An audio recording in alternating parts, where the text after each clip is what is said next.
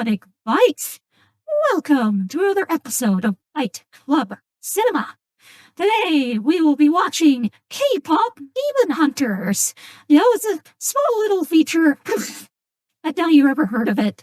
Very, very small, relatively obscure.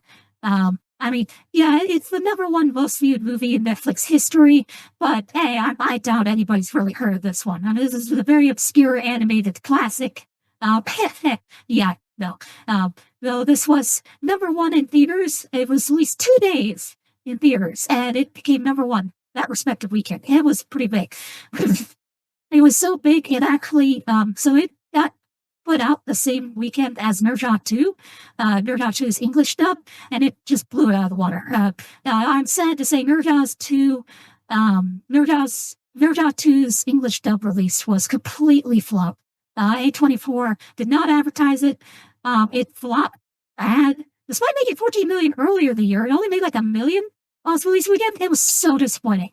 It was really bad. I was amazed at how poorly it did. So, I gotta blame A24 for that. They did not advertise it well enough. Very clearly bad idea.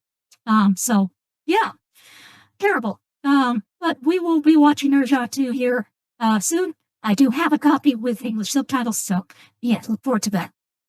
But this is K-pop Demon Hunters. The first one was so good. That is so fucking weird.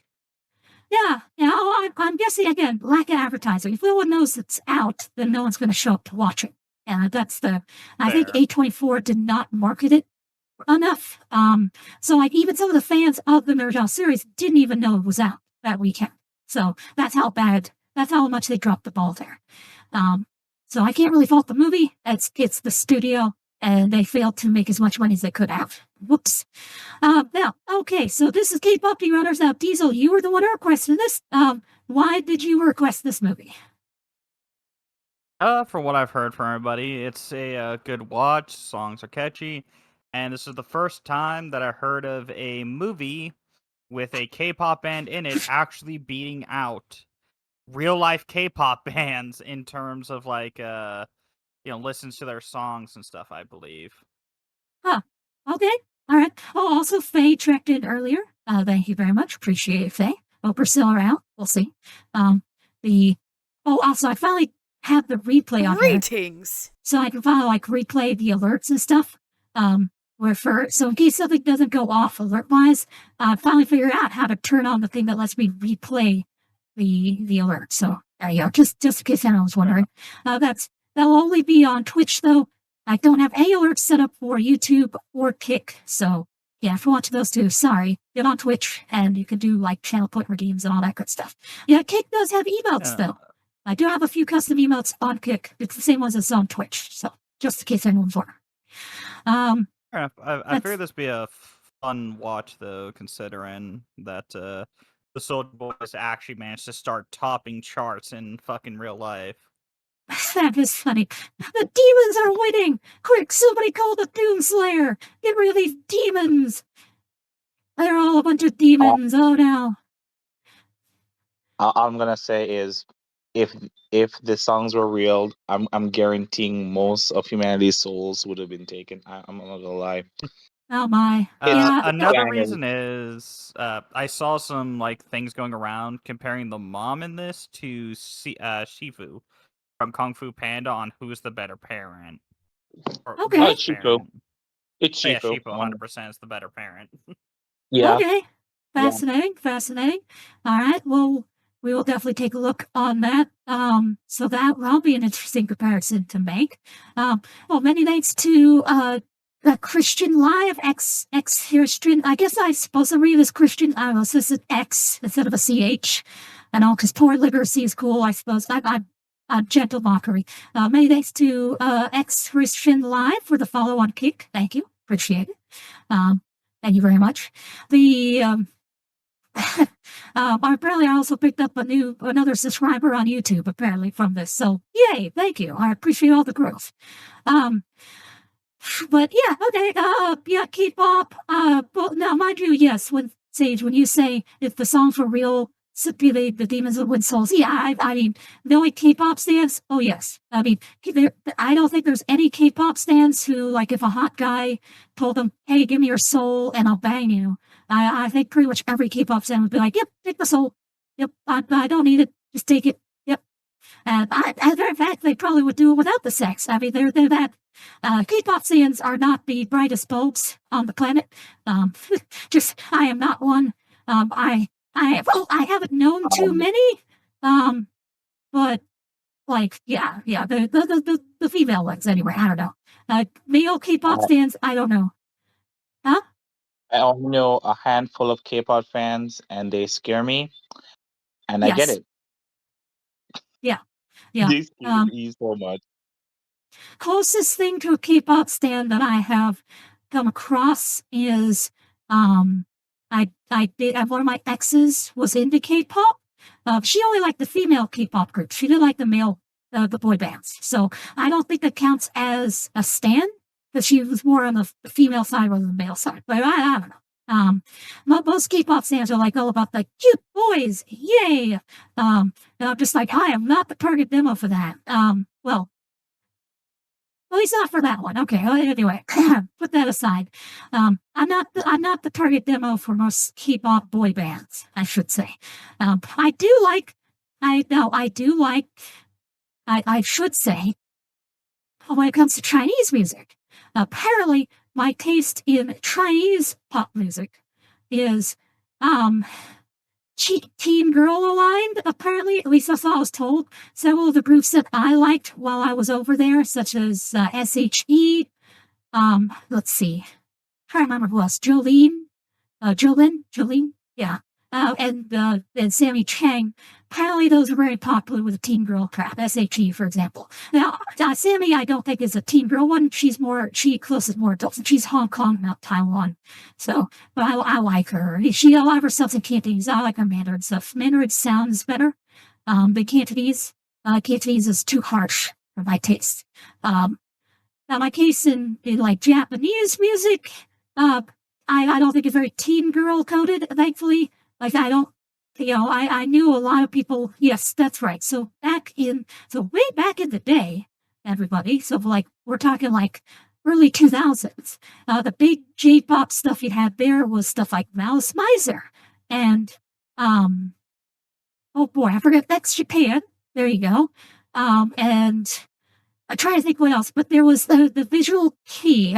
So someone can nibble more as there's this whole visual key movement in the early 2000s with J-pop, where you had guys like heavy makeup, looking very girly, and some of them, I forgot their names, but some of them would like pretend to be in gay relationships for the female fans, so that you would have like, homoeroticism on stage and like a picture booked between the male singers. Now, they weren't actually gay. They were like, they would have wives and they'd have married with kids. They're totally straight, but they would pretend to be gay for each other, and they would have like picture books of it to sell to the female fans. So they would use yaoi and boys love as kind of a marketing tool. You see that with modern K-pop doing very similar things. You even see that now. You also see the female stuff aimed at guys. You do see some of that too, less so. So like in Chinese pop, there was with some of the, you had like the AKB 0048. You have that girl group in Japan. You had a Beijing version and a Shanghai version. Well, you had a little bit of like girl, lovey-dovey, some occasional kisses here and there. I think the Communist Party does squash that, because they're like, yeah, no, you can't promote female degeneracy, no that lesbian stuff here. Yeah. And they kind of just ended that. So I don't think you get that anymore, but I do know you did have like Yuri-tastic elements used in somewhat to attract the male audience there. So, I mean, I get it. I mean, guys are into seeing girls kiss. Girls are seeing boys kiss. I mean, it makes sense. It's a normal thing. Hey, Ginger! Yay! So for those unaware, another thing I announced earlier, but Ginger is currently working on a big top secret project. It's not a secret at all. I've actually said it's a live 2D, not of Dominic 2.0, but of Dominic. So I'm yeah, I'm looking forward to it. It's going to be exciting. I'm going to be her guinea pig. She's going to be learning how to do all this using Dominic. And it's really cool. Twitch subscribers can see a preview of the model. She's already like fully colored and everything. It's amazing. It looks really nice. But if you subscribe to me on Twitch, you get early access and you can see that. Ko-Fi, you can also, that's right, new thing. I've set up my Ko-Fi now properly. You can now subscribe to me, quote unquote, through Ko-Fi. It's $1 cheaper than with Twitch, and you get all the benefits of being a Twitch subscriber. And the reason it's $1 less is because the split is better. Twitch takes half, but Ko-Fi takes, I think, like 5%, 10%. So I get more of the money through Ko-Fi than I do Twitch. So if you want to drop a sub to me on Ko-Fi. That will give you all the same stuff as Twitch, just as good, but it's better for me. And it's better for you because it's cheaper by $1. There you go, save a font. Boom. So anyway, that's enough shilling. So yeah, K-pop, Demon Hunters. So both my coworkers, no. My boss has seen it at work. She caught it while it was playing in the theaters. One of my coworkers, she's going to watch it with friends. And yeah, I told them all that I was going to watch it today. So they're all curious what my review of it's going to be. Oh, that's right. So before you start, the last thing before you start, I'm going to throw this out there because I want all three of us to keep this in mind as we're watching. So the creator of K-pop Demon Hunters has been doing interviews about the show and the movie and stuff. One of the interesting things that she has said is she is a Christian, apparently, or at least her family's Christian. I don't know if she is personally a Christian, but her family is Christian. Now, as you guys may or may not be aware, Korea has a very high percentage population of Christians. Korean Christianity is very popular in Korea. Of the three main East Asian countries, I think Korea has the highest percentage of Christians in them. There are Japanese Christians and Chinese Christians, but the percentages are much, much lower. Like one of my aunts, from in Taiwan is a Christian, but of like the 8 siblings there, she's the only one. She's the only Christian of the 8 of them. That's it. The rest of them are not. So that's kind of typical, like in China, so everyone's got somebody in the family that, like an aunt or uncle who's a Christian, but everybody else isn't. And even the ones who are Christian aren't very, like, devoted to it. It's just like, hey, why are you a Christian? Oh, because the church gives me free food. Okay. There you go. That's it's a very practical reason to convert. Jesus saved me money on my food bill. Japan, Japan, very similar. You see Christian symbolism is used for aesthetic purposes in Japan, but they don't really have a very strong Christian population. There's still mainly, Shinto and Buddhist and stuff. Korea, though, Korea's got a lot of Christians. Like, Christianity really, like, went wild over there. So the creator of K-pop Demon Hunters. Oh, hey, thank you for resubbing, Ginger. Oh, wow, that's awesome. Yay. I hope you took advantage of the discounts this September and all, so I appreciate it. Thank you, Ginger. Yay. Woohoo, subs. So one thing that she said in interviews is K-pop Demon Hunters is a Christian movie. So K-pop Demon Hunters she says it is Christian entertainment. It draws from Korean culture and Korean history and Korean folklore, but it is the morality and the actions of the characters and stuff are heavily influenced by Christianity, to the point where she says this is a Christian movie. Like she said explicitly, it's a Christian movie. Surprise egg out of me. I wouldn't, like, when I think Christian entertainment, I think Passion of the Christ, or I don't know, or God's Not Dead, or, those really, like, cheesy Bible movies. You know what I mean. I don't think K-pop Demon Hunters, but apparently it is. So she says it is. So, as we watch this, this came out after the theater release. So as we watch this, let's try to keep in mind, I'm trying to think of it as, like, is this a Christian movie? I don't know. I have no experience with Christian entertainment, really. But the best example I can think of outside a coworker, she brought up, is like, so basically K-pop Demon Hunters is VeggieTales. Because VeggieTales it's a Christian show with a lot of singing and music. Well, this is supposed to be a Christian show with a lot of singing and music, so I don't know. Is this K-pop Veggie Tales? Hey, Faye. So I don't know that it is or is not. She could also be saying it for marketing purposes. Christian entertainment. Faddis exclaims, "Hey, hottie, 3." Hey, Frank. Christian entertainment is very popular right now. There's a lot of money to be had in that. And, if you come out and say, hey, this is Christian entertainment, that's going to get the attention of some people with deep pockets who might, suddenly, your local church might show up and watch the movie. So it could be a marketing strategy. I don't know. It might be genuine. I mean, I don't think she has a reason to lie about it. Not really. So, also, sorry for the image here is not normal full screen. As usual, technical difficulties. Basically, if I blow it up to full screen, Diesel SH have trouble watching the video. I do apologize on that, but it's some of that Diesel SH will watch. Subtitles are on. There'll be a timer as usual. Obviously, audio can only be heard on Kick and Twitch, but not in the VOD or YouTube, because copyright. Mask over the video, because copyright. There you go. So the usual caveat stuff. Any comments from YouTube before we get started? Look, I'm gonna say I might have to mute myself just to sing some of these songs. So. Oh no. Oh no. What do you want from me? Their songs are great. I was just gonna say, hoping that it's just for marketing. As while there's nothing wrong with the religion, the people, people are the issue. It's always the fandom. Associate with. Yeah. The fandom scares me.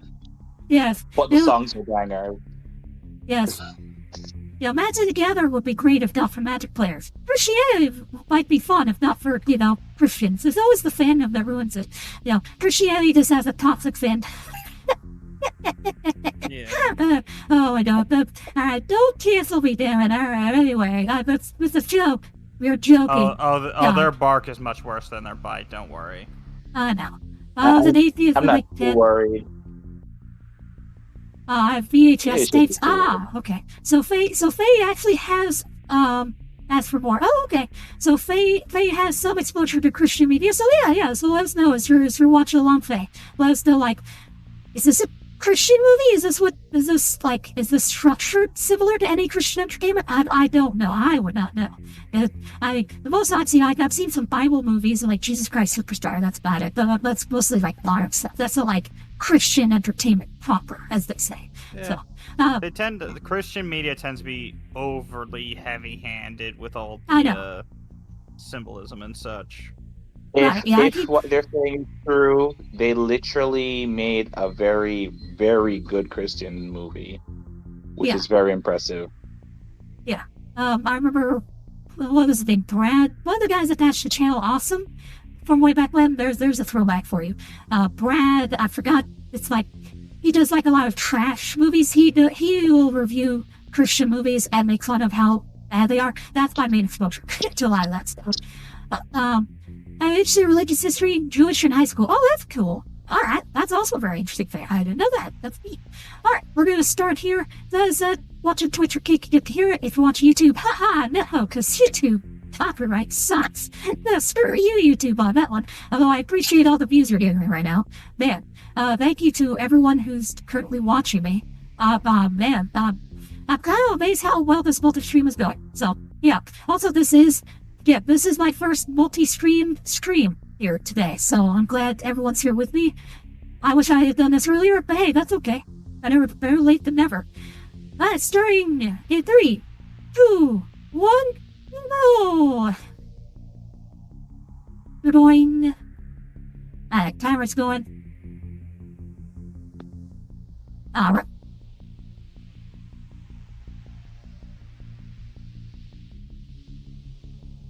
Hey, Sony. Yes. Well, actually, what's funny too, so Sony released this, but apparently because of the deal they made, they actually did not make a ton of money.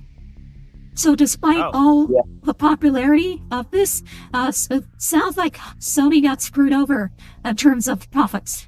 Netflix made the bulk of the money instead. Oh, that They- one. They sold the rights to Netflix. Yeah. Basically, Sony didn't expect this movie to be popular at all, so they sold it cheap. And yeah. So Sony got completely screwed. Which is fine. I'm fine with that. Sony's evil. I don't like Sony. Sony is second only to Disney in terms of being full of crap. I do like the art style. This is really cool. Art style is solid. This is really good animation. I very much enjoy this. Kiba. I don't know if this is true, but a fun fact: Zima. If you switch his name around, it means demon. Oh, Kiba just translates to demon? Yeah. That's funny. There's the Demon King. Well, what's his name? Eben. What? Well, I mean, I guess he was born to the role, eh? Hanmoon. Okay. So is Hanmoon related to Hoban from JoJo? Is it a JoJo reference?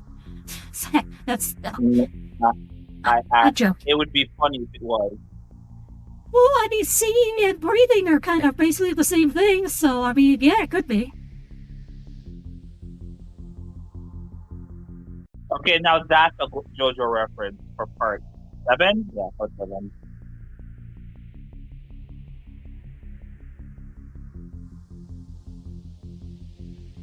Celine. Okay. Is her last name Dion? Is that Celine Dion? Is that a reference? Oh man, goodness. Like, I'm sensing a lot of hate for demons. All right, we didn't do anything.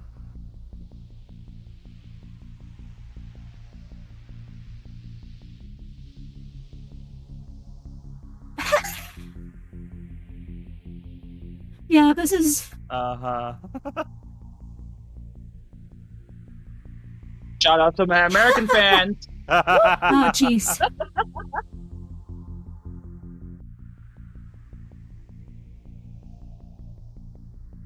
Oh, I like how each of them have like a particular favorite and a reason for it. That's really good. Yeah, of course, the fabricated So Celine, stuff. so Celine is the mom. Okay. Okay, so Rumi, I guess, is like the lead. So you have so like a Powerpuff Girls dynamic a little bit here. So Zoey is the Bubbles, the redhead is the Buttercup, and the lead is the Mira. Blossom.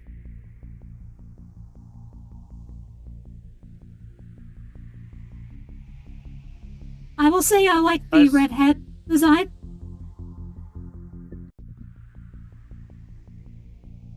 You might want to censor this. Oh, the fucking meme. Okay, I will. Oh yeah, there's Ayo. the meme. There is the meme. Woohoo. Then tried crocheting for a bit, although he became agnostic pagan. Oh yeah. Yeah, I know that journey well. He's pouring the plant. Okay, you And coughing in the obvious plant. demons.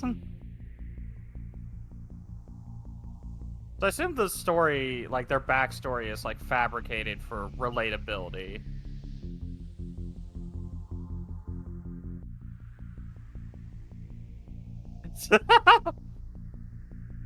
Oh shit! How like? Oh, okay then. I like that. It's like, hey, cool That's tattoo. the The other two are bro- like, ooh. Redhead surprised with that one.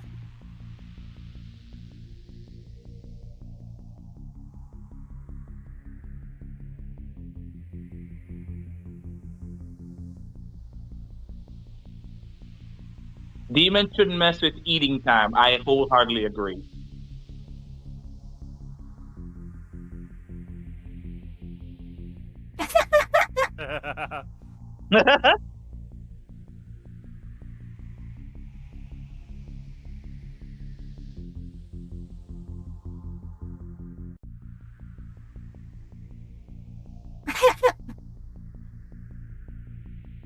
Interrupting villains monologue. Nice.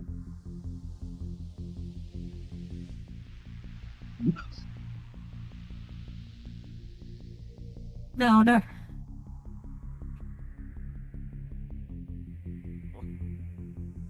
Oh god. Let's go. I like the redhead. The Run, redhead run would be. motherfuckers, run. Oh, this is good. Okay, this is actually pretty fucking good. Yeah, this fight choreography is excellent. The Sorry, so the I'm gonna sing to this. I'm gonna mute. all right.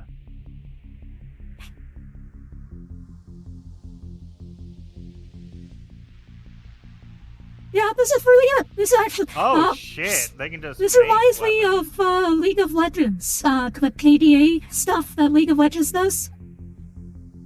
Yeah, fair. Yeah, this fight choreography is gorgeous. Also, the kind of like the pausing on the air, well, it's not as painted as Arcane. The motion that they do reminds me very much of Arcane. So, like the way.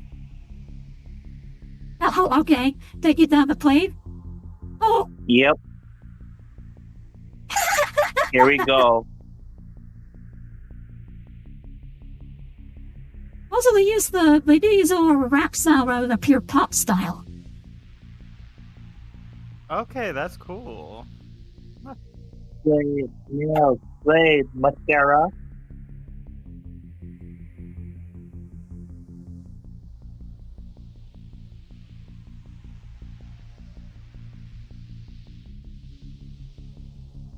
This is a pretty good intro theme. Like, yeah, if I was gonna be a theme writer, this would be a pretty good theme song to have.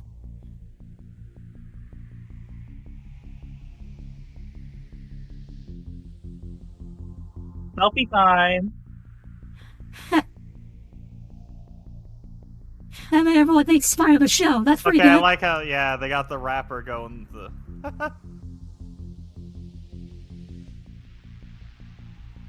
Also, damn, they got some weak ass demons. Don't worry about those. Demons are demons. Yeah, The and they're demon good propaganda at singing. is strong. Like I am impressed by the quality of the singing as well. This is the kind of voices that I enjoy listening to. As it, Arcane did have some very good vocals. But this is honestly more poppy than Arcane. Arcane was more rock and punk. This is more pop and hip hop oriented. But I like it. Wow, that as an opening song goes, very good. All right. I want to point out that the singers for this are actual K-pop stars. I can tell. Very high quality. Very high quality. That was very good. Man, I can see why this did very well in theatrical, because, even if you see it on your TV, getting an extra sound system would really, really help. Oh, also faces Nintendo is evil. I agree. Nintendo is sadly also evil. So some reason you don't see me jumping to buy a Switch 2. Oh damn. The Demon King is sentient fire, baby. Ah, no.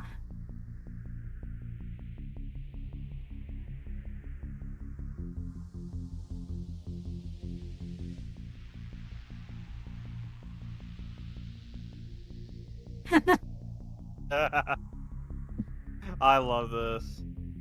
Oh. I like the voice of the Demon King. Oh, fun fact: his voice actor is the guy who was the front man in Squid Game. His name I'm forgetting, but that guy. Okay.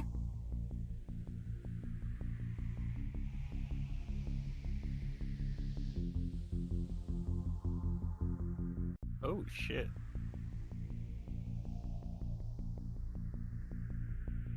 Oh, I like this. Okay. The use of the traditional instrument here is very welcome. Big All fan I of know is his traditional. aura from in game is strong.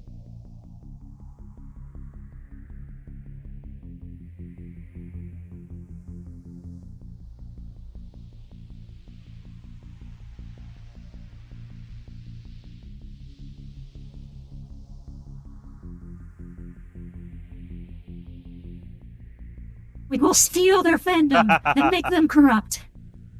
I like how the BB King immediately guesses the idea. Even boy band? The glow up. It's like, oh Glow no, up? they're hot. they're actually. Yeah. It's gonna work, yeah. The sense of humor is pretty good. Yeah.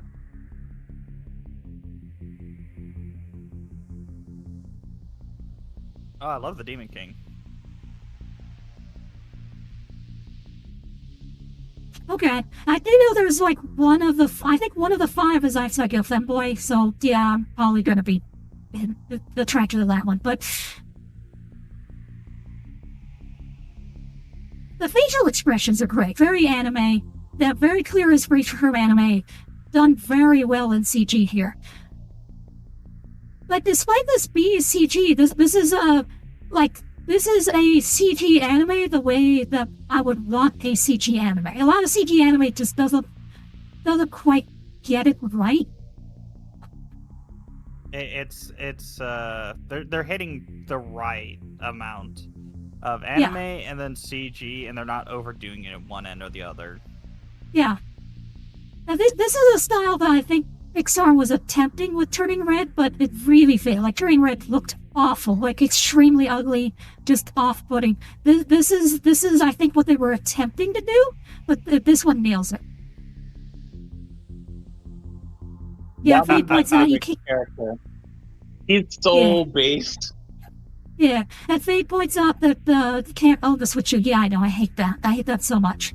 Like, I want to own my stuff. To the jet that got destroyed? No, fear. What happened to that jet? They destroyed. Where did it go? Well, you see, Sage, there's a thing called 9/11. So Ooh. it hit the second tower. Damn.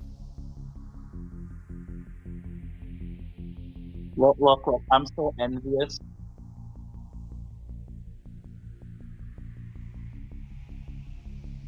Ah, that's really nice.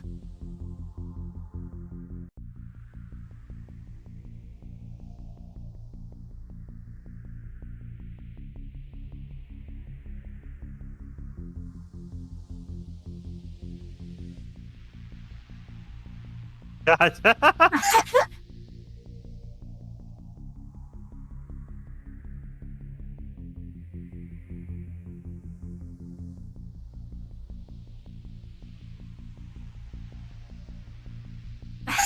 You got a couple second break.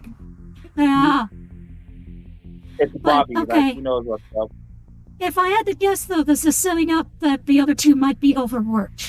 Like, because, like, Rumi is clearly an alpha type, just does not know how to stop. So I could definitely see this setting up problems. So that's a good foreshadowing. If that's the direction they're gonna go. Well, interesting theory. Oh, this is also funny. Like, they're actually, like, producing, like, a proper, like, video. That's cool. All right. It's like a video within the movie, you know, in-universe music video.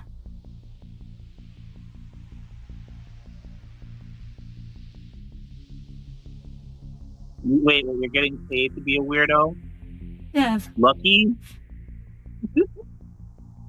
Yeah, the redhead is my favorite design-wise. I don't mind the purple-haired one, mind you. The black-haired one, unfortunately, is just like, hey, she's cutesy, but I'll take the I'll take like the narrower eye look.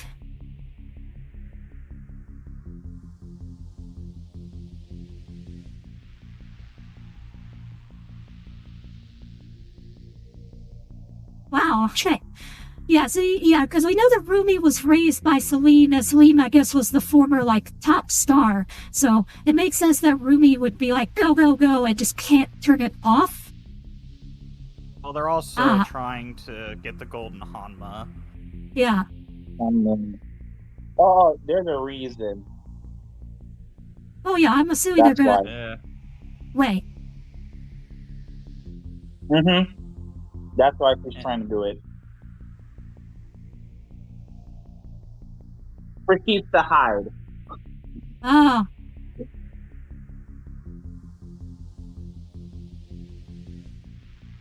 Oh, okay. Wait.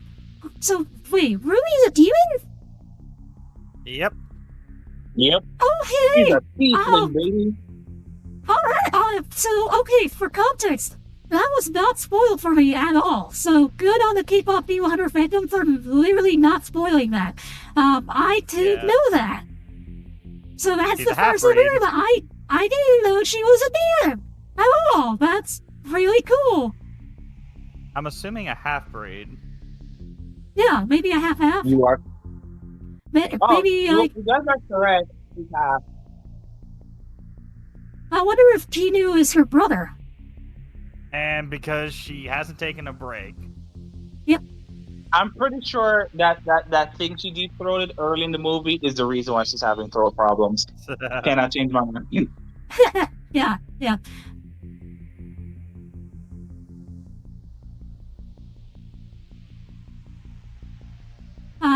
The comedy timing of this movie is really good. And what's nice is, despite the comedy, it's funny, but it's not at the expense of the characters. And I like that. Oh, it's not letting her finish. Oh, she only has a limited time, baby. Oh, that explains why she's go, go, go.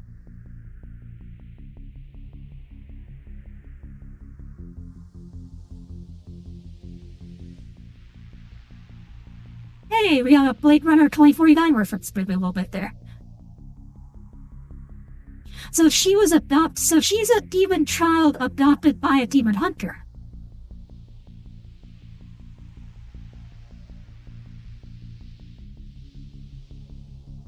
I mean, Half-breed.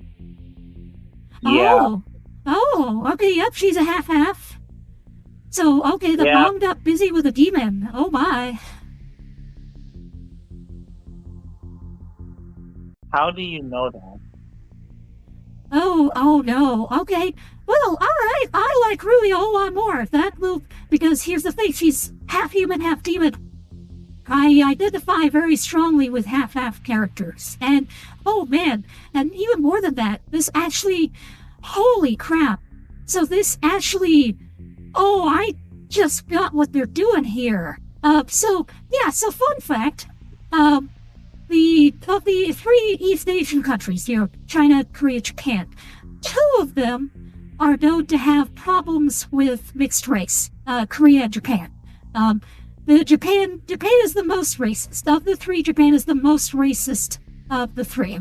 They have historically treated half-halves very badly. However, Koreans also unfortunately have a very bad history when it comes to mixed race. It's like half Koreans, half foreigner. They tend not to treat us particularly well. Now, China has never had any racism issues. China's actually well known for being accepting of mixed race. Doesn't care because the Chinese were explorers and adventurers. They got busy with a lot of people, a lot of half-halves in our history. No problems. So, but Korea has not been tolerant to mixed race, and that's what this is. That's the symbolism here with Rumi. She's mixed race, literally, and and she's being raised by a mom who basically told her to resent and hate her other half, which is. Oh boy. Okay, that's thankfully I did not have that. I had parents who supported me despite being mixed race myself. So I didn't have that. But it does happen. There's more than a few cases of one of the parents. Yeah.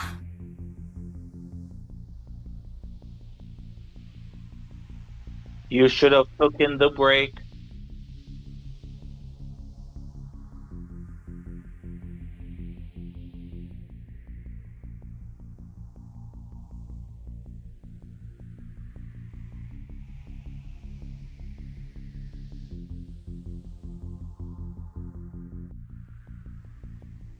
Yeah, so Celine is kind of a sucky mom. If Celine is teaching her adopted daughter, or no, not adopted, her actual daughter, to literally hate half of herself, that sucks. That's That's genuinely terrible. Well, no, that's not.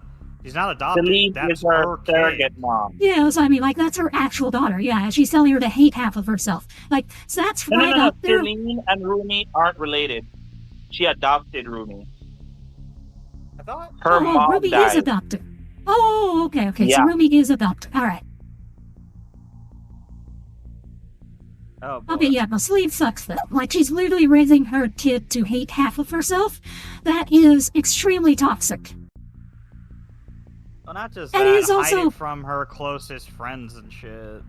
Yeah, it's also, like, by the way, that is a common conflict, so multiracial types. Now, you see this in Inuyasha, so it's like, obviously there is other media that explores it. Inuyasha and Star Trek are also known for examining that conflict, people of two different natures. But self-hatred is a common problem with mixed race, because you don't fit in, and so because of that, you wonder, like, well, what do I need to do to fit in? And so some people turn it inwards. The healthy approach to turn it outwards. But Also, anyway. his sons kind of looked like the demons. Yeah, I just noticed that.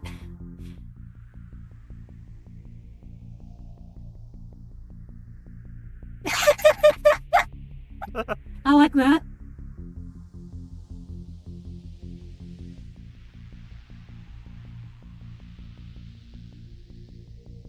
Damn. Lots of walls.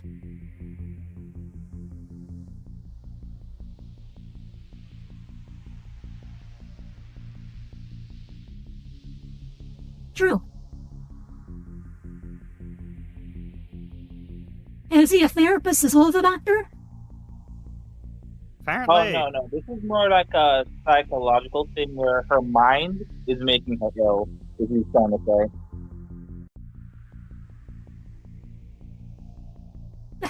I like the red haired. Yeah.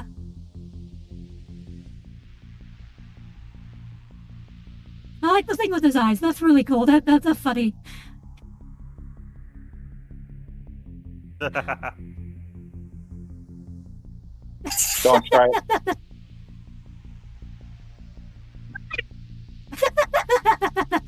That's great.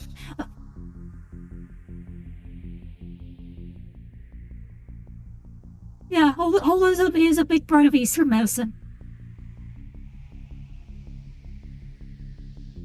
Gold booze. Wait, no. Some liquid cocaine. Ah. But he's a fan. Okay. Oh no, he's a finesser a little bit.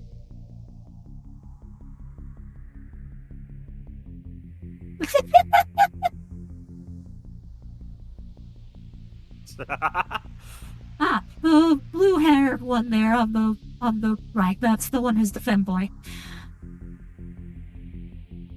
Hair flip.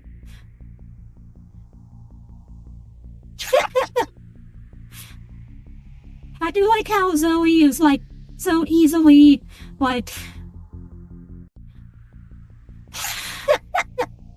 I like how Zoe is basically the audience, and the redhead's like also like, okay, I can't be.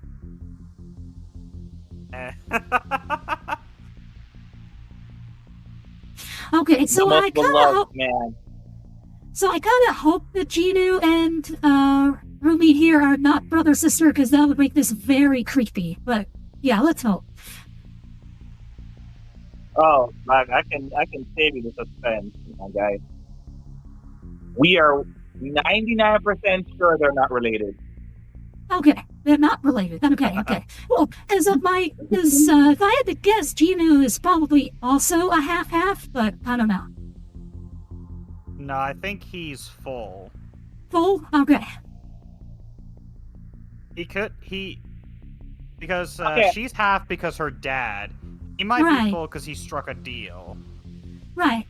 But we'll see, because he had Damn. memories. He had memories of abandoning some people. Oh, okay, that's funny. I like that. Yeah. Not a K-pop drama, baby. Wow, Oh yeah. this is great. Yeah. They're cute to look at, but their personalities suck. Yeah, that's the proper reaction. Yeah, Soldier Boys. The redhead wears glasses. That also makes it like her. Don't get me wrong though. I identify with Rumi pretty well. I understand. Like, yeah, this movie just happened to pick a central theme and conflict for its main character, that I genuinely connect with. So I'm like, oh well, that's.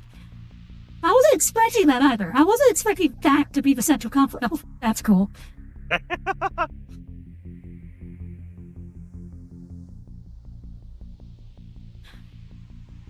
So the guys seeing this, these are also, these is also a K-pop band, I assume. So basically, they got a 5-member boy band and a 3-member girl band, and they're actual K-pop stars. Is that it? Yeah. Well, Oh, the boy band Sage is is probably just seeing starting. me somewhere.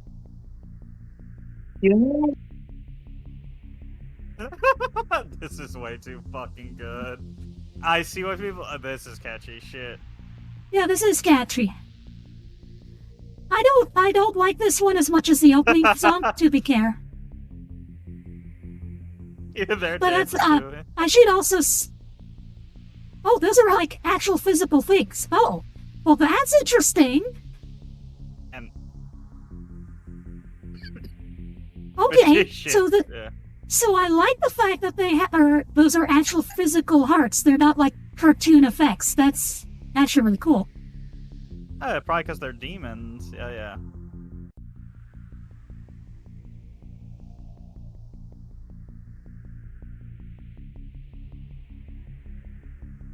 Damn! Yeah. Smooth with it.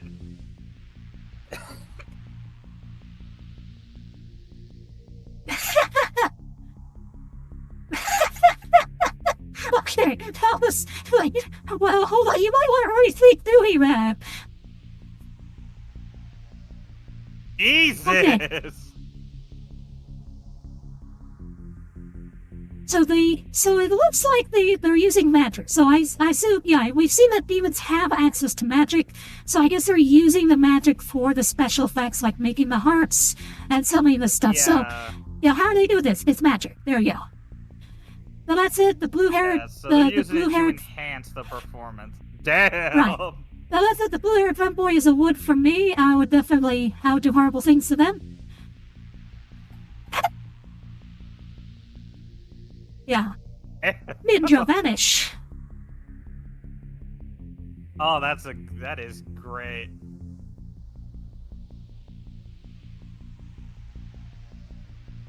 Their teammates time to get. Well, this is cool. Raise their fist. Nice. Damn. Kaka.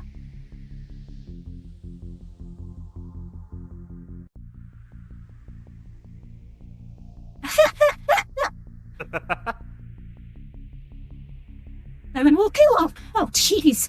They're killing off as villains right now, which I think is funny.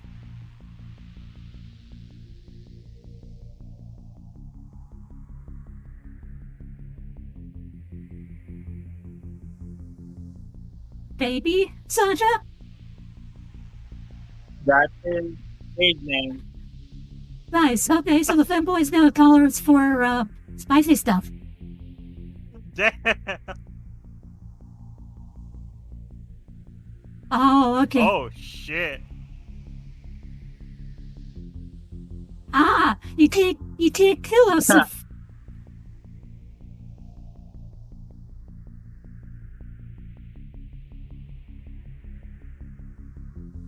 Oh, Oh boy. you know, in the balls, really? You would dare do all with that live. That's funny. Huh? Oh.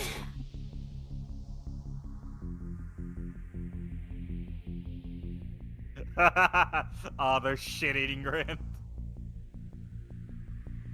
They're being respectful in person. Make them look bad. Nice Asian tradition of like being more great. Rude. Because they know that they're here to kill them. Yeah. Oh, we're going with that. Oh no. Is their goal to like fluster them? Like get naked?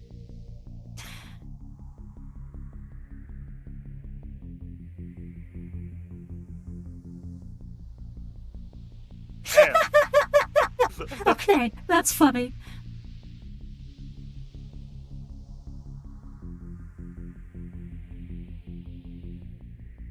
We're not gonna find you. Yeah.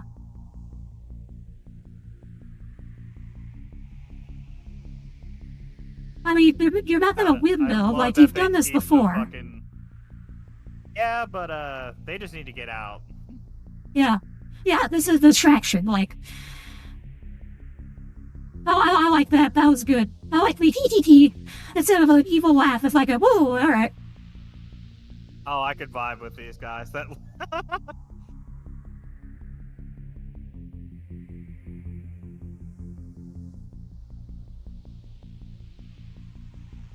Like that quote. he's pretty good. But he's also like, he's not trying to kill her. He's just like kind of dodging. Oh shit. Uh-oh.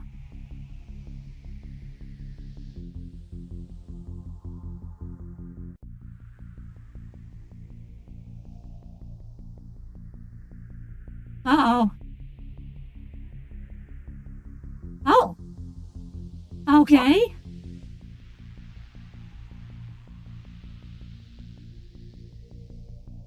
Oh shit. Well, that was interesting. He helped her. Okay. So that's, okay. Now he's 4 years old and has memories of being with people. We saw that in the small flashbacks, so that's obviously why he helped her, so. Also, he is smooth with the fucking sleight of hand. Yeah, I like that.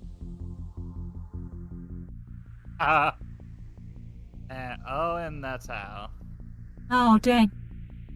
I thought he was gonna be a Kappa. No.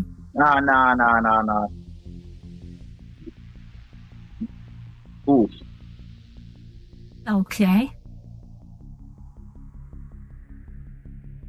Even the demons are like all about me. So the demons are capable of fandom as well. Alright, that's cool. Yeah. I'm more afraid of a demon fandom than the human ones. What? The Demon King did not just start. Even the Demon King fan into it.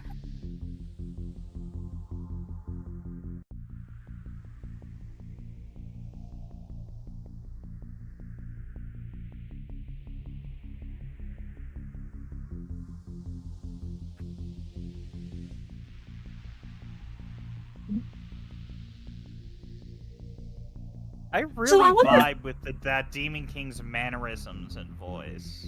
Yeah, it's really good. He's relaxed, but he's still confident. Like, the jokes they make are not as his expense.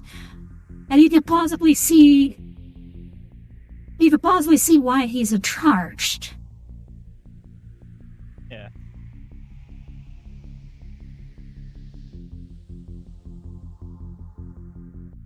Damn. Oh, man. Yeah, because as they get more popular, Han Moon wears off. Wasn't that the doctor? Yeah, that was the doctor.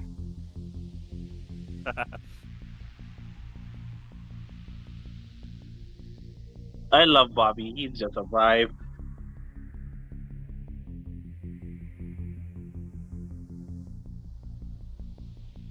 Oh, it is the end of the world, though.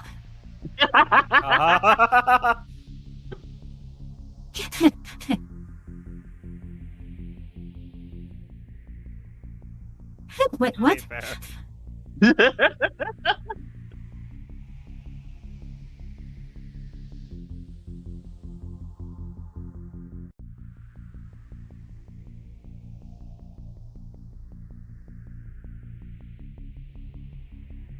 Bobby, by the way, the support guy they got. Like, you can tell he's good at what he does. I like him. I love these expressions. Oh, that's so good. It hype. That's awesome. He's the best manager for a K-pop group ever. Okay, so he's not rented on the demon thing. Okay, alright. So that confirms that. No.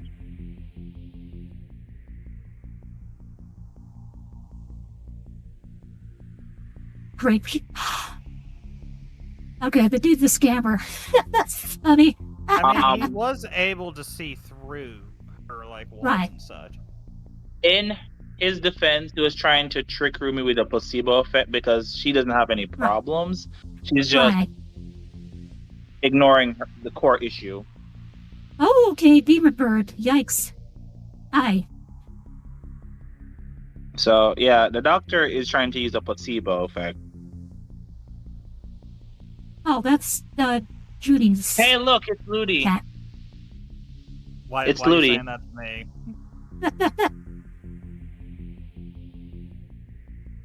Aw, it's a polite kitty. Hello. Oh, to give it pets. He's trying to fix the plan. Aw. I appreciate that. That's really...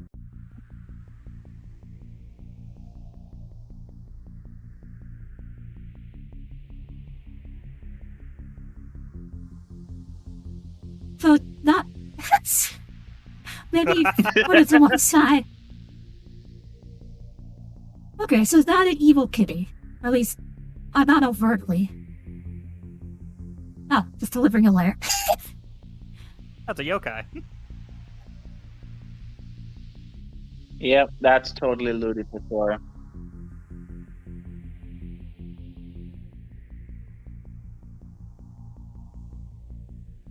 Oh, this guy was He's going to be OCD. bothered by that all day.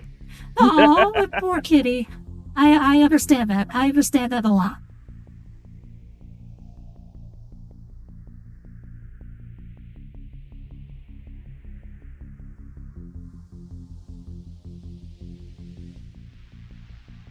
I like the bird design. Animal designs on this very good. Very vibrant effects. They don't use color gratuitously. They understand contrast. It's a unique design while giving it like a giving unique colors with their unique design to really accentuate the otherworldly. Yeah.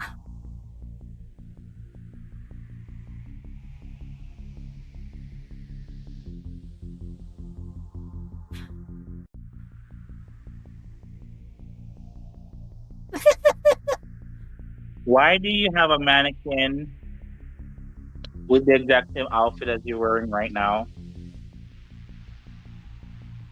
Oh, she went on her PJs. Whoops. I vibe with this motherfucker too much. So Ludi Diesel. So this is why our friend Crystal likes him so much. I like that his impulse is not to, like he told the Demon King, but he's also clearly like, alright, there's something I could do here. Because he doesn't like the Demon King, so I'm wondering if he's like, hey, if you kill the Demon King, I rule.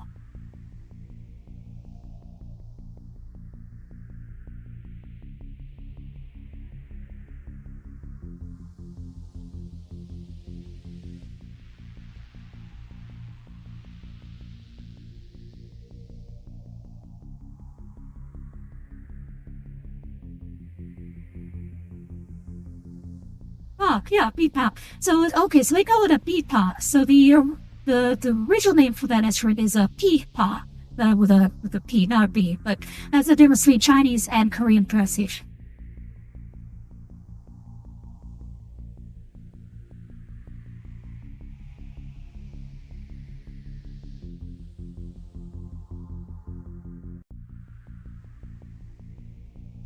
Ah, so he made a literal deal with the devil.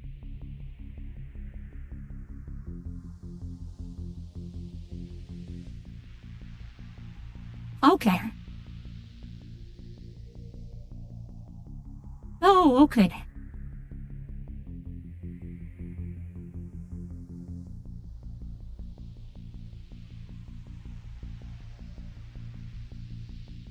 Oh. Yeah, but the Demon King did that. Like, Well, he offered the deal. yeah. Well, the Demon's the company, but he didn't explain the consequences of the deal. I mean, signing up for a deal when you're not told what the full terms are. I mean, the Demon King that was a scuzzy move by the Demon King. Let's be fair here.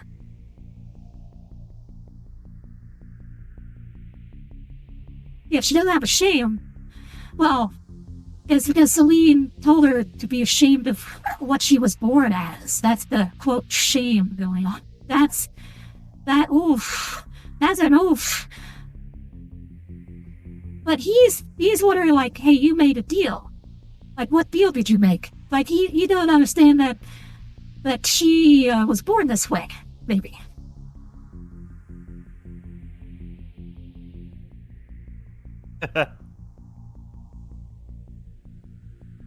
You're being too obvious, girls.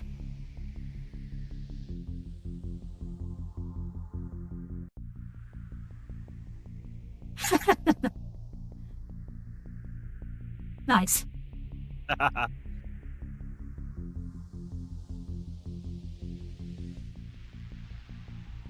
Oh.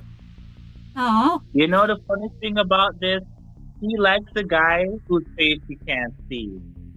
That's kind of funny.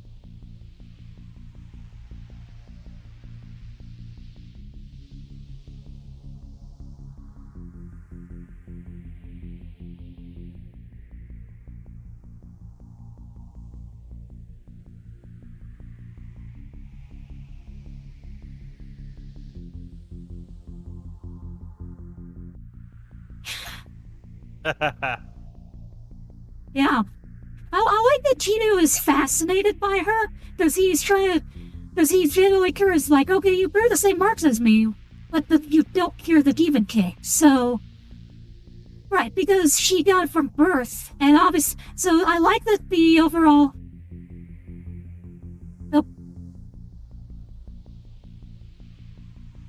Yeah, she's also... And it's also making Remu be like, so what motivates the demons then?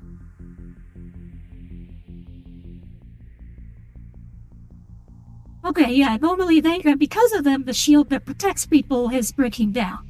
So more of the demons are popping up, so they got other work to do too. I love the cat being the messenger.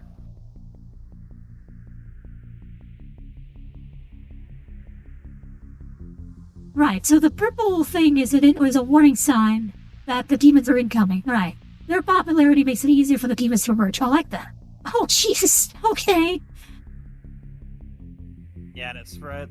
Well, it's the Hanma getting breached, so yeah. Look, they're breaking out the Hanma with this one. Yeah. I also like...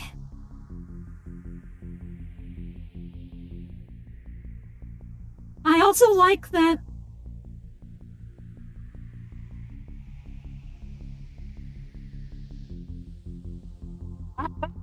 Oh, no. They literally are silly.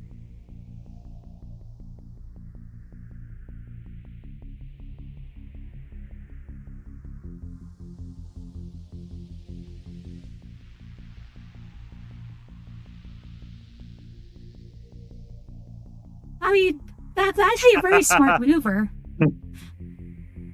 The switch up. Oh, jeez. Oh my fucking god, they're crazy.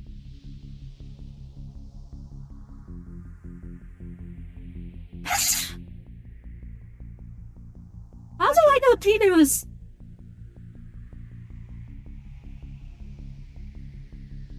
Oh god, Oh. shipping. Oh god, they have shippers. Oh. That's so weird. And that would totally happen. The fucking fighting. I like how, okay. Also, it is funny that these two are like one-on-one. The other two have like two each. Oh god, the fan art from that is gonna be kind of crazy. Ow!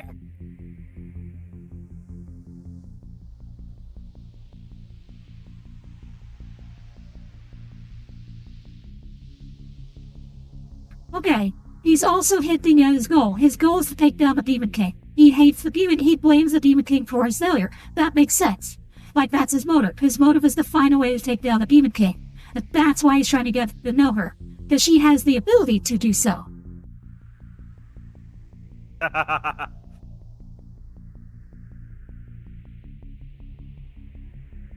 I'm gonna say is between listening to a demon whisper in your ears or the fans whispering in your ear, I'll probably take the demon.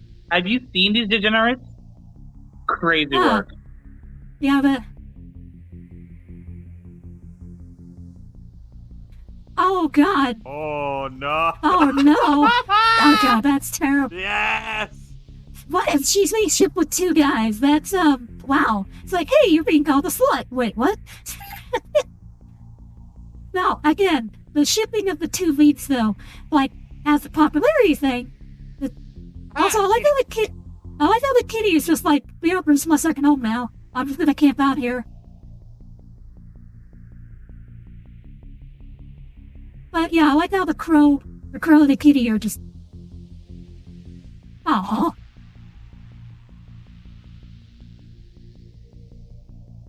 I wonder if the cat counts as a demon or not. I mean, it's an animal. I mean, it doesn't eat souls, it seems.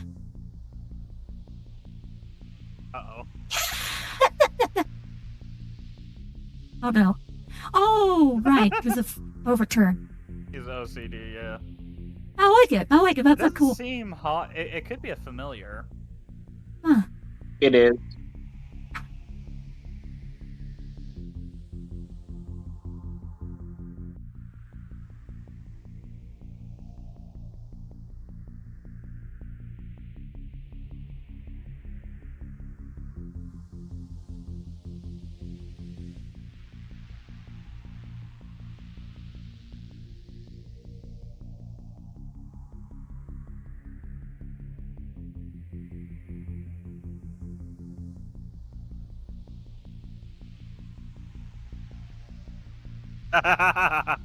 Oh.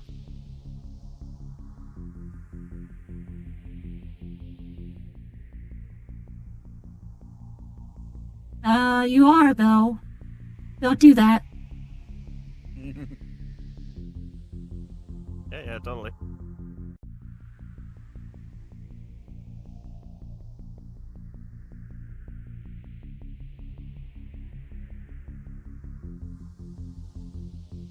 Okay, I'm seeing the Christian element here. Okay, but worth the watch?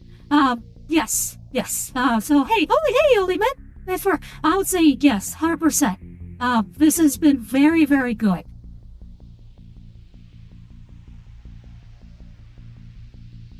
Oh, damn. Yeah. So the demon hunters can't stop every incursion, so that makes sense. Yeah, the more they grow, the more incursions. Right. Save And the the day. more they grow, there's more holes in the Han moon, so more demons can get out and feed. Right. Yeah. Gino's plan is working really well. Oh, okay. That's funny. I like that. But I am seeing the Christian influence here, though. With some of these, like, how do you fight the Demon King?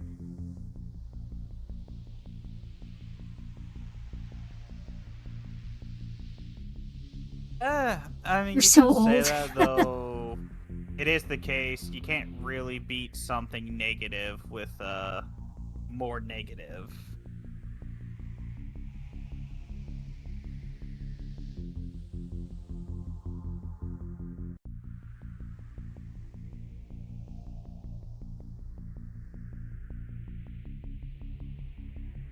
Okay, but...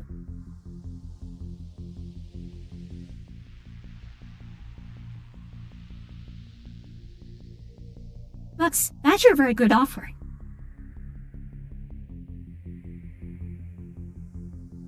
True. Ooh. Damn. Ow. Yeah, that's what Selena's been telling her. Again, Selena sucks. I might hate her. And I like it. She is seeking salvation by helping another. Because she views herself as a mistake. Now, obviously the demons are evil because they're sucking out people's souls. But but there are different things make somebody a demon.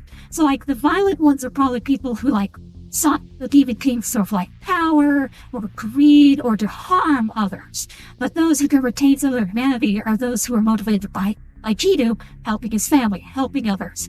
So a deal with the devil to help others allows you to retain some of your humanity. Well, that But makes if you think, what about the other soldier boys? Yeah, we don't know enough about them. They haven't had any character development yet, so they do seem a little more. Because the movie doesn't They did. highlight just- the rest of the boys, I can tell you. Okay, yeah, They we'll just go make through. Gil be famous. That's it. Okay, yeah, the others Okay, seem more so you- callous. The others are more callous than he is, so I assume that could they it may not be ran- as human. Well, the only another thing could have been you maintained human looking because you were humans who struck deals compared to full breeds. Possible. Yeah, there may be a difference between human striking a deal versus like born demon or like offspring of Kima.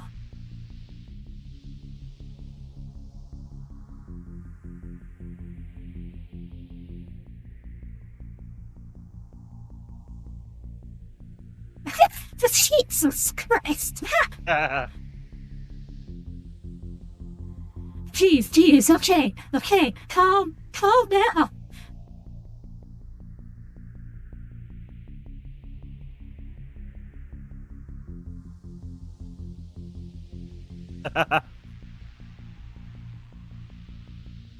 Whoa!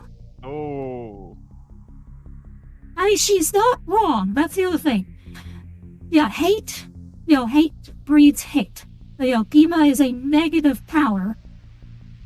So if you feed negativity, you're going to make the Demon King stronger. Which, by the way, that is a Christian sensibility there. That is not a Asian sensibility. That is a Christian sensibility. The whole like idea of like love versus hate. That is more Christian in nature. Oh, those are sick designs. That was really good. I like these.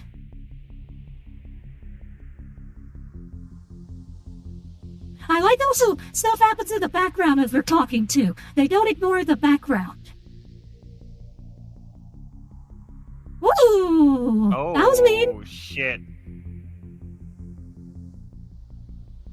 Now what?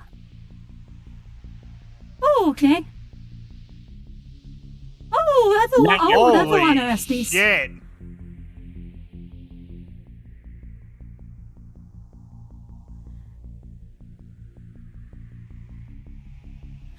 So this is the current version of the song. Yeah.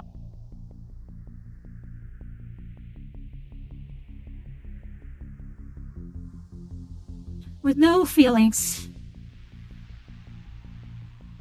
With no feelings, though, but Yeah, there's her parts you can't. That's scary. yeah, so these, like, the Oni style ones here are very obviously, like, too far gone. There's no redeeming the Onis. Everyone just got their soul snatched. Yikes. Wow, the whole train got consumed. Wow. I know. I want to say like it That was has dark. to be there are full-bred demons who are just born from Ginyu. Probably. Yeah. Demon Lord. I'm gonna call him that because fuck me. And I think if you make a deal with him, you can maintain a somewhat human look, like Right. with the soldier boys. Oh, demons Right. can just shapeshift. Right.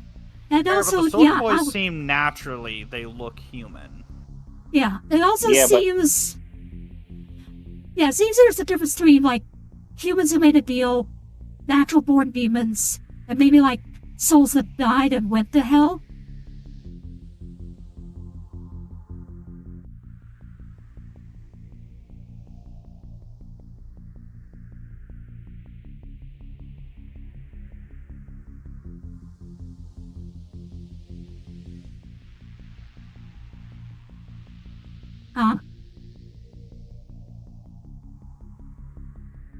Oh. Oh, by the way, emotionally speaking, her arc is similar to Elsa from Frozen, with the whole like repression of things.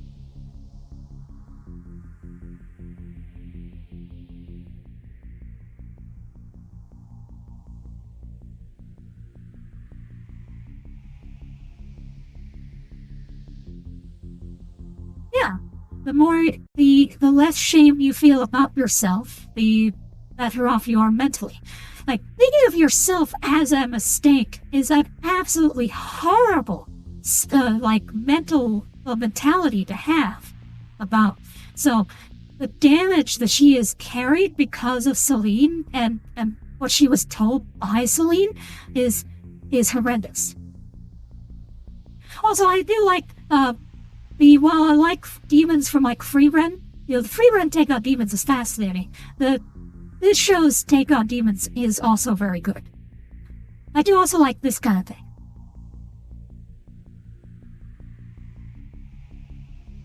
Yeah. If Gima is negative, so I assume just most demons are made from this negative feelings. Okay, Right. so I can explain. So there's two ways demons are made, right? One from Gima directly, right? Right? The malformed ones, and the others is the ones he makes deals with in exchange for whatever the humans want. Right. So I would assume the Right. amount of humanity they have is based on what kind of deal they made with Gima. So Judy made a deal to save his family. That's a noble deal. Evil, it was, so deal with the devil, but it was to save people. So he retains humanity because it was not a selfish deal. But if you made a selfish deal, like for power or money, or to, like, kill somebody else, that would probably cost you humanity, would be my guess. Now, that could be the other soldier boys. Like, Gino here is sympathetic because of the nature of his deal. Now, interestingly also, the idea of a deal with the devil that for the sake of others that gets you sent to hell, that's also a Christian concept that doesn't really exist in East Asia. Typically speaking, if you make a deal with a cosmic force to save your family, that is in most East Asian fables and folklore, generally speaking, you don't go to hell for that. That's actually something you get rewarded for in the end. The entity you make the deal with may kill you, but your soul isn't going to go to hell in Asian tradition. Because if you do it for filial piety, that's considered a good thing. I think it depends, because they're all cultures that have, like, the whole, you make a deal with a, creature of negativity, demon and such, outside of Christianity that will take you to hell. I don't think that, like, the concept of striking a deal with an evil being and then you suffering for it is, like, exclusive to Christianity. No, it's not exclusive to Christianity, but understand the Chinese hell or Asian hell works differently. Like, the demons who occupy our hell are not evil. Like, the demons who oversee our hell, they punish. They do justice. They punish evil souls. But the demons themselves in hell are not bad guys. Like, if you're not an evil soul, those demons are totally cool with you. Like, they don't harm innocent people. They don't harm good people. Like, they're fine. Now, another with you. thing is he telling the whole truth?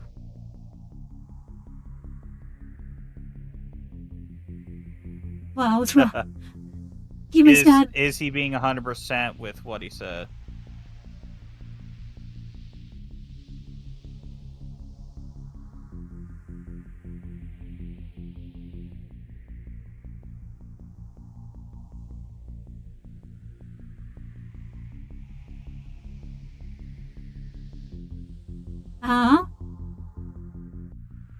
So, okay. Oh.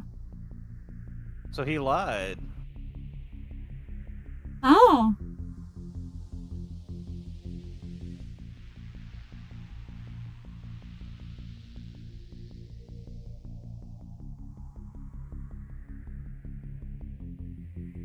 Oh. So when the time came, he abandoned his family. So he took the riches for himself and didn't share. Oh.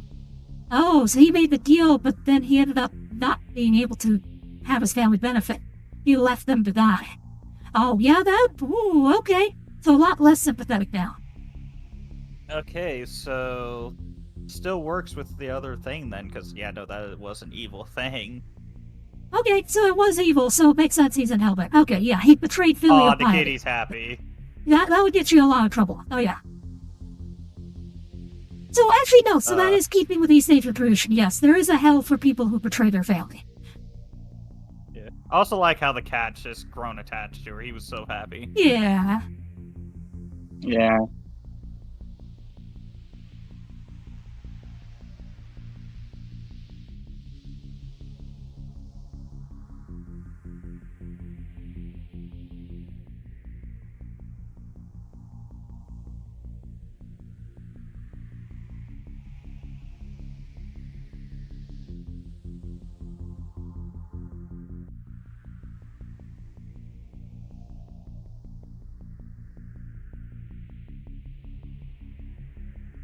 Aw. And what I like is these are three very different personality types who do plausibly work together, and at the same time you could see why this connects with the female audience, because we'll have women who can identify with any one of these.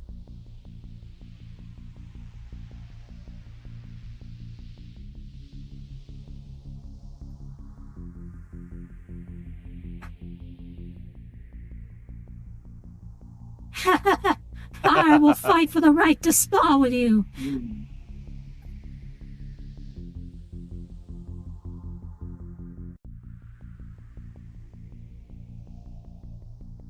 And I agree with that call, too. Using Golden to counter the Demon King makes way more sense. Yeah, I Also- am vibing with oh boy.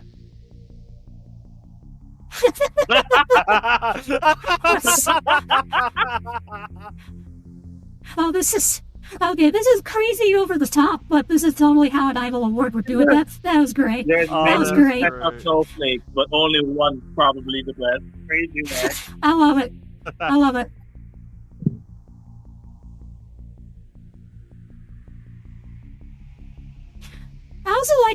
I also like how Soccer Boys have joined the Pride, Pride of Lions, but it is funny if Pride has negative connotations here. Oh yeah, No, you're gonna the smash energy them, all those right? motherfuckers Indeed. Give off.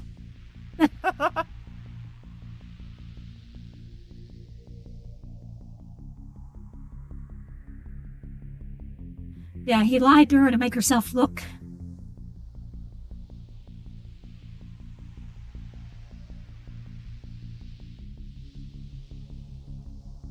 They're fighting?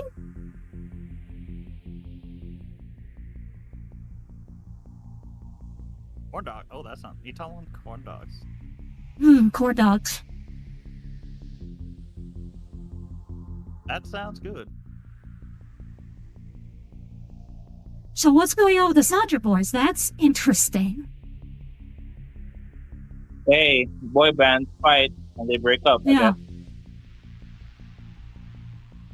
Either that or they're doing some play. Also, the dance choreography here is superb. The way they animate this is this is how they move on stage. Like if you watch any kind of concert stuff. Oh yeah, no, it is smooth as well.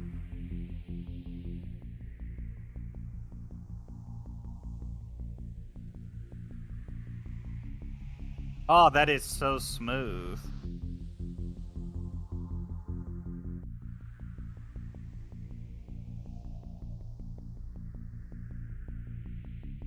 I also love the costumes here, like the Matador outfit here, really nice.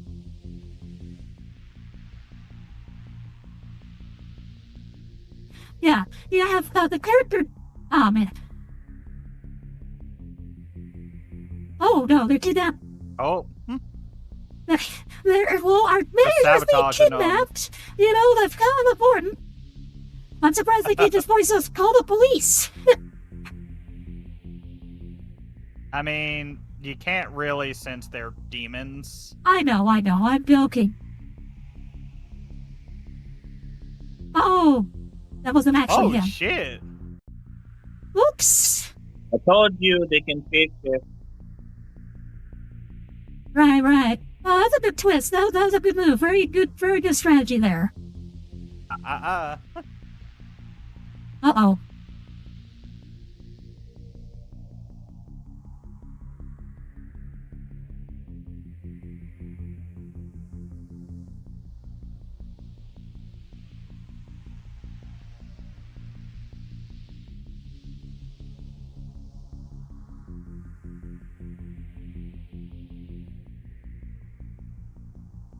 Oh shit!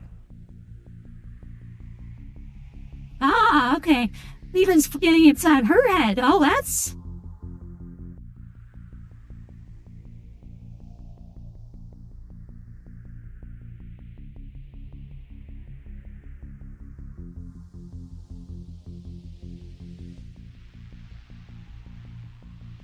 Oh, okay. Oh shit! And they're using her... Oh, man, that's... the psychological warfare here. This is the...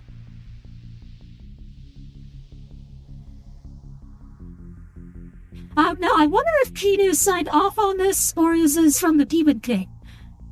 I wonder if that was maybe the fight they were having, like Kinu trying to override this, as being too mean.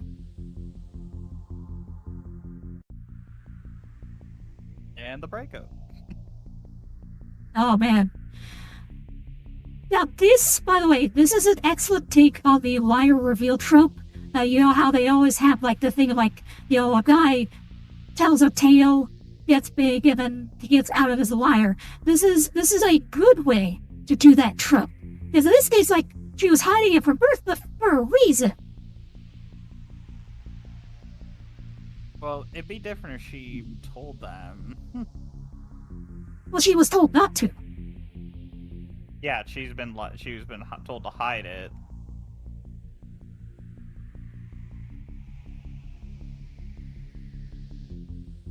Oh god, you're saying the wrong thing.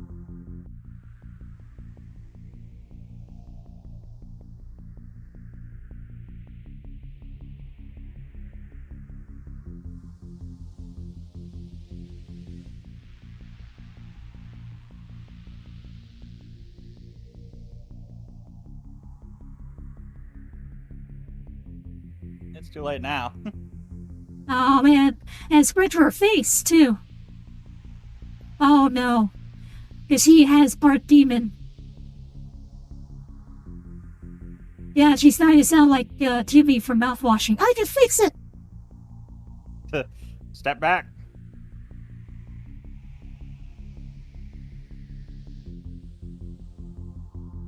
You should have cited Celine. You really should have just said, hey, Celine told me not to tell you because possible deniability.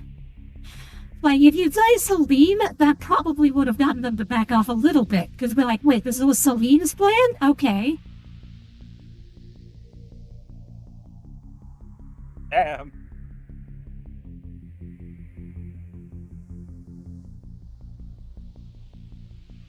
Isn't he like 400 years old? The age gap is ridiculous. It's fine.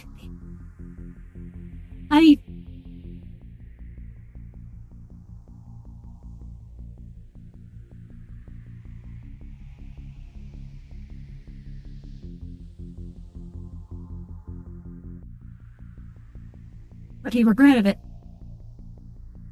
And it made him alive.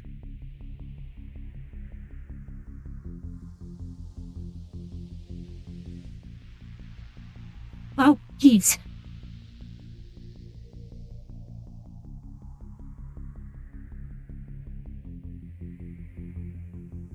Yeah, in her case, it's...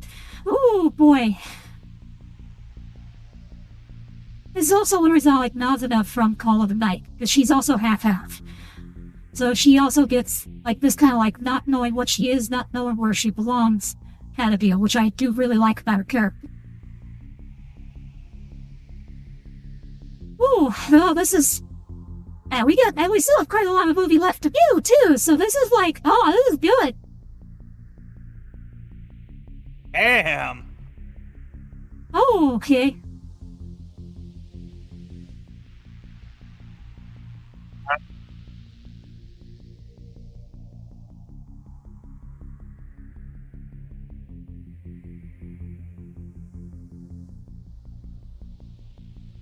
geez, Kima's gonna reach out to him? Ema is working overtime with this one. Oh, yeah. I like how they had somebody doing sign language.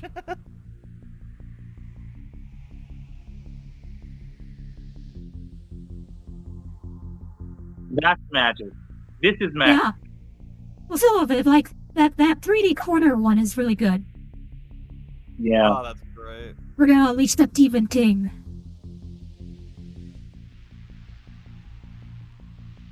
Oh, jeez. Okay. Oh, Gima. Oh my god. Oh, so yeah, so anyone feeling despair, so Kima, because he's been unleashed, because all is burned down, he can reach out to anybody at their lowest. I see. Oh, everybody's feeling it. Oh, that's he's cool. I guess Gima's more psychological than Yeah. a physical force, you know? Yeah, well, he's The an worst analogy. parent of 2025 goes to... Yeah, That's also the case. Ginwa works as why should I go to them when I could just make them come to me? right. Though also, Kima works as symbolism for intrusive thoughts. Yeah, we all have the little thing inside of us that tells us we're not good enough. That's literally Kima here. So it's him in magical form. And like a lot of people.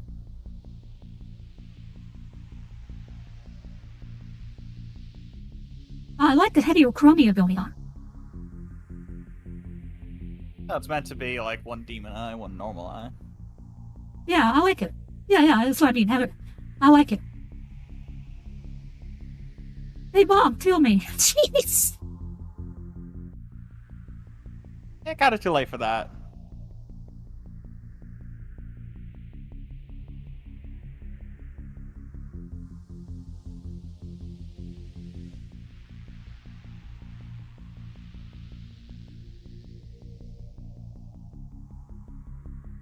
Oh no.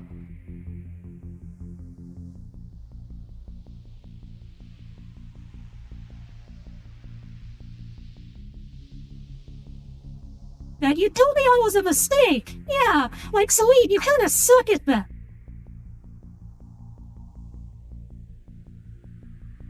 Wow, she is still going for the repressed route. Wow.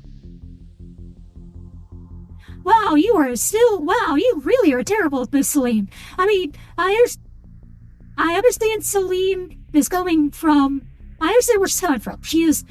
But the problem is that she only has one method to deal with it. I think Celine does love her. She just does not know how to. And so, to a degree, I think Celine is also putting forth some generational trauma as well. She was also badly raised. Oh, that's the demon side coming out now. Oh, she can teleport now. Oh, okay. You also gotta think about it like that. She's like, even with this confrontation, she is still being told that, you know, hide. You're Yeah, exactly. Right. Yeah, Celine went. Yeah, Celine said literally everything wrong, basically. But it was like, Celine's response was probably the absolute worst you could have in that situation. That was really bad. You love the ideal part of me, right. But you don't love me. I mean, you're caring for me out of love for my mom. You clearly like my mom. So, like, and you're raising me, but, like, you are unable to accept literally half of me. So, yeah. And I think Celine, wanted to do right. I think she wanted to do right. I think she did not know how. Guys, you need to listen to this. This is how they break up the Hamlet baby. Okay.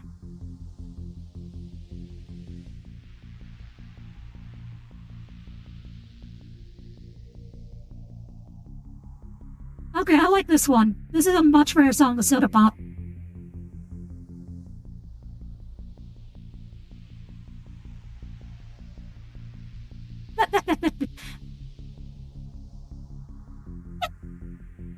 Damn, it is so good. I like this. It's like, hi everyone, we're evil. Again, the K-pop stands will 100% be like, yes, take my soul. You got it. You're good. Like, they even don't even need the hypnotism. The K-pop stands will totally just do this because that's... Yeah, anyway. I kind of want to cosplay this. I will say I like this outfit. This outfit's really cool.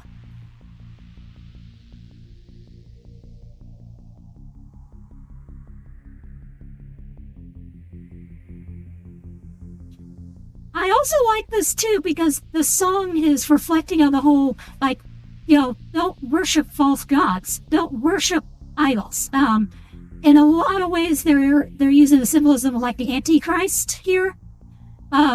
With the Soldier Boys, which I also really like. Because, I mean, how many pop stars do we know who are absolutely horrible people in real life? A lot of folks go like, oh my god, they're the bestest ever. Taylor Swift comes to mind, for example. There are very, very few pop stars who are actually decent people. And Weird Al is a notable exception. Like, he's a great dude, all accounts.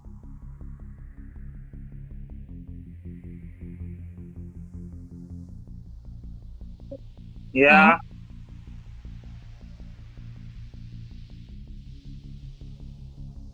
I like how that resembles the Green Lantern mantra.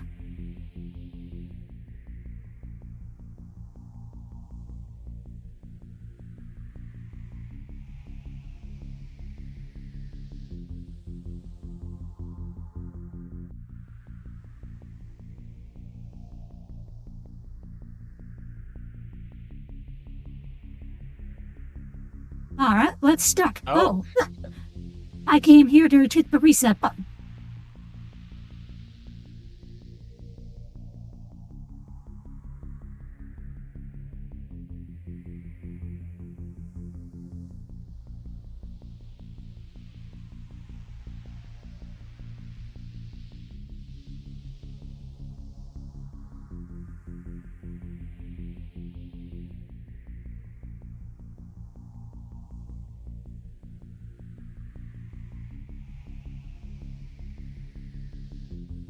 I like the prismatic effect here on the patterns. It's really good.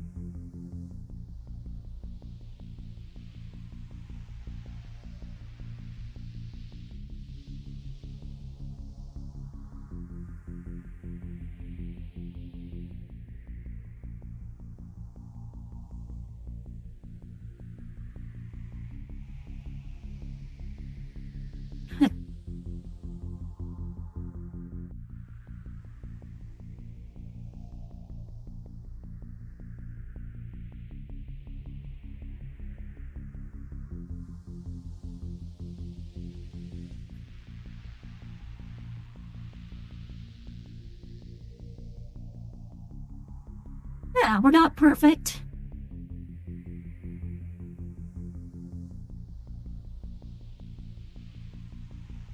Okay. I mean, it's a little quick. I would've, but it's okay.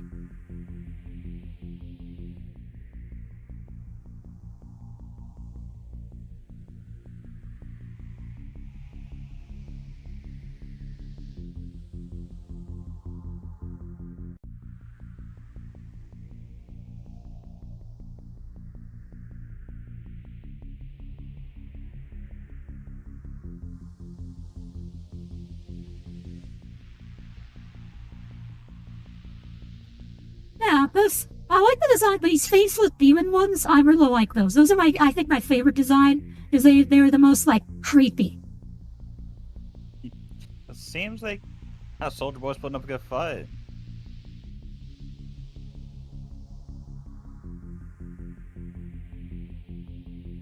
Well, okay. So he's just going with, I'm a giant ball of energy. sentient fire as a demon king. Yeah. That's base. It's different.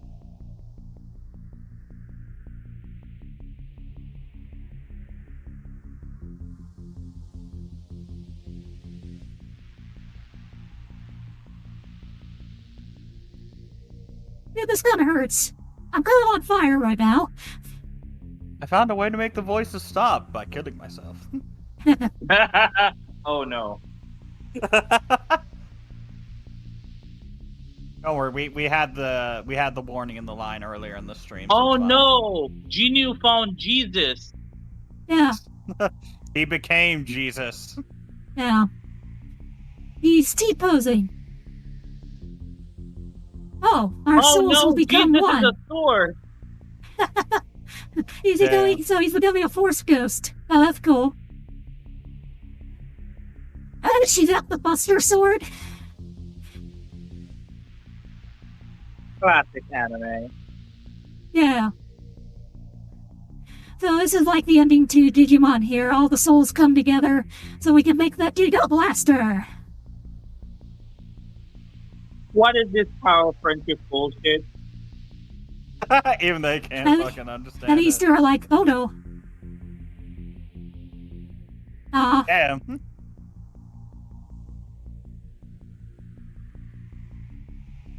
Yeah. Abby did not deserve that. All I'm saying.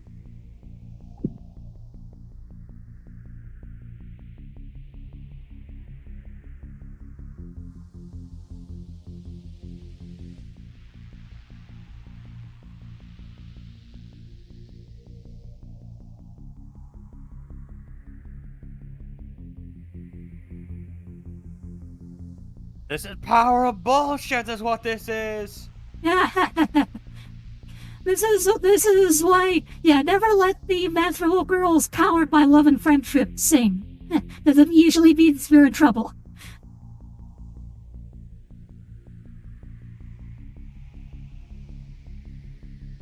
You guys are up for 24 hours. It's noon. You guys are singing for hours on end? I guess it was, yeah, I don't know. Yeah, the timing is weird because the idol competition was at night. Oh, his shirt That says guy this Billy changed Keep his on. shirt That's like funny That though. personality. motherfucker just keeps swapping. Yeah, I love it. I like it. He ain't That's loyal a good for gag. real. That's a good gag. The whole like shirt swap gag. I like it. I like it. But yeah, the idol contest was at night, and now it's the day. So it's like, does this really take all night? Like, what's going on here? Okay. And Oh, we so he have that still house has the thing. patterns. Interesting. Well, yeah, it doesn't get rid of them. At least I assume I because mean- she's accepted herself. They also didn't Also, make the the Han golden Moon- Hanma. I'm glad we didn't die.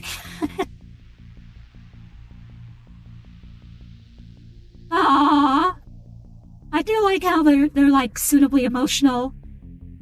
They don't make them like super stoic girl bosses who are unaffected by things. Their responses to negative stimuli are realistic. I like it. Hey, she got the kitty on her shirt. Yeah.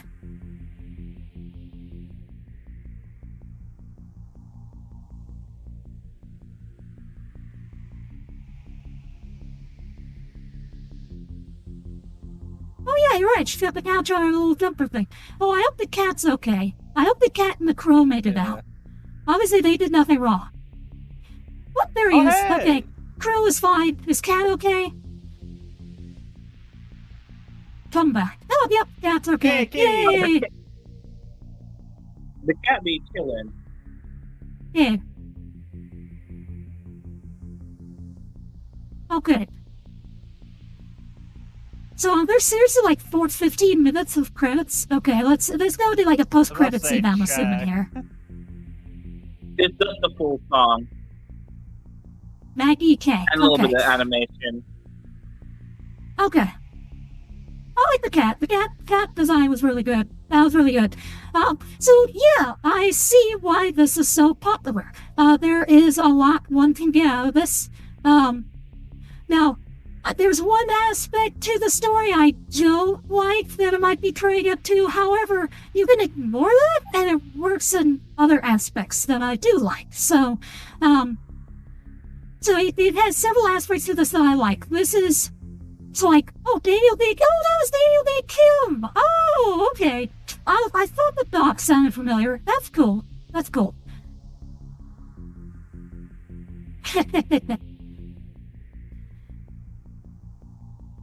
Yeah, I like those outfits that they were at the end. I kind of want to get those outfits. Those are cool. Those are good outfits. I like these little animation chibis. These are really cute. Oh yeah, that's great.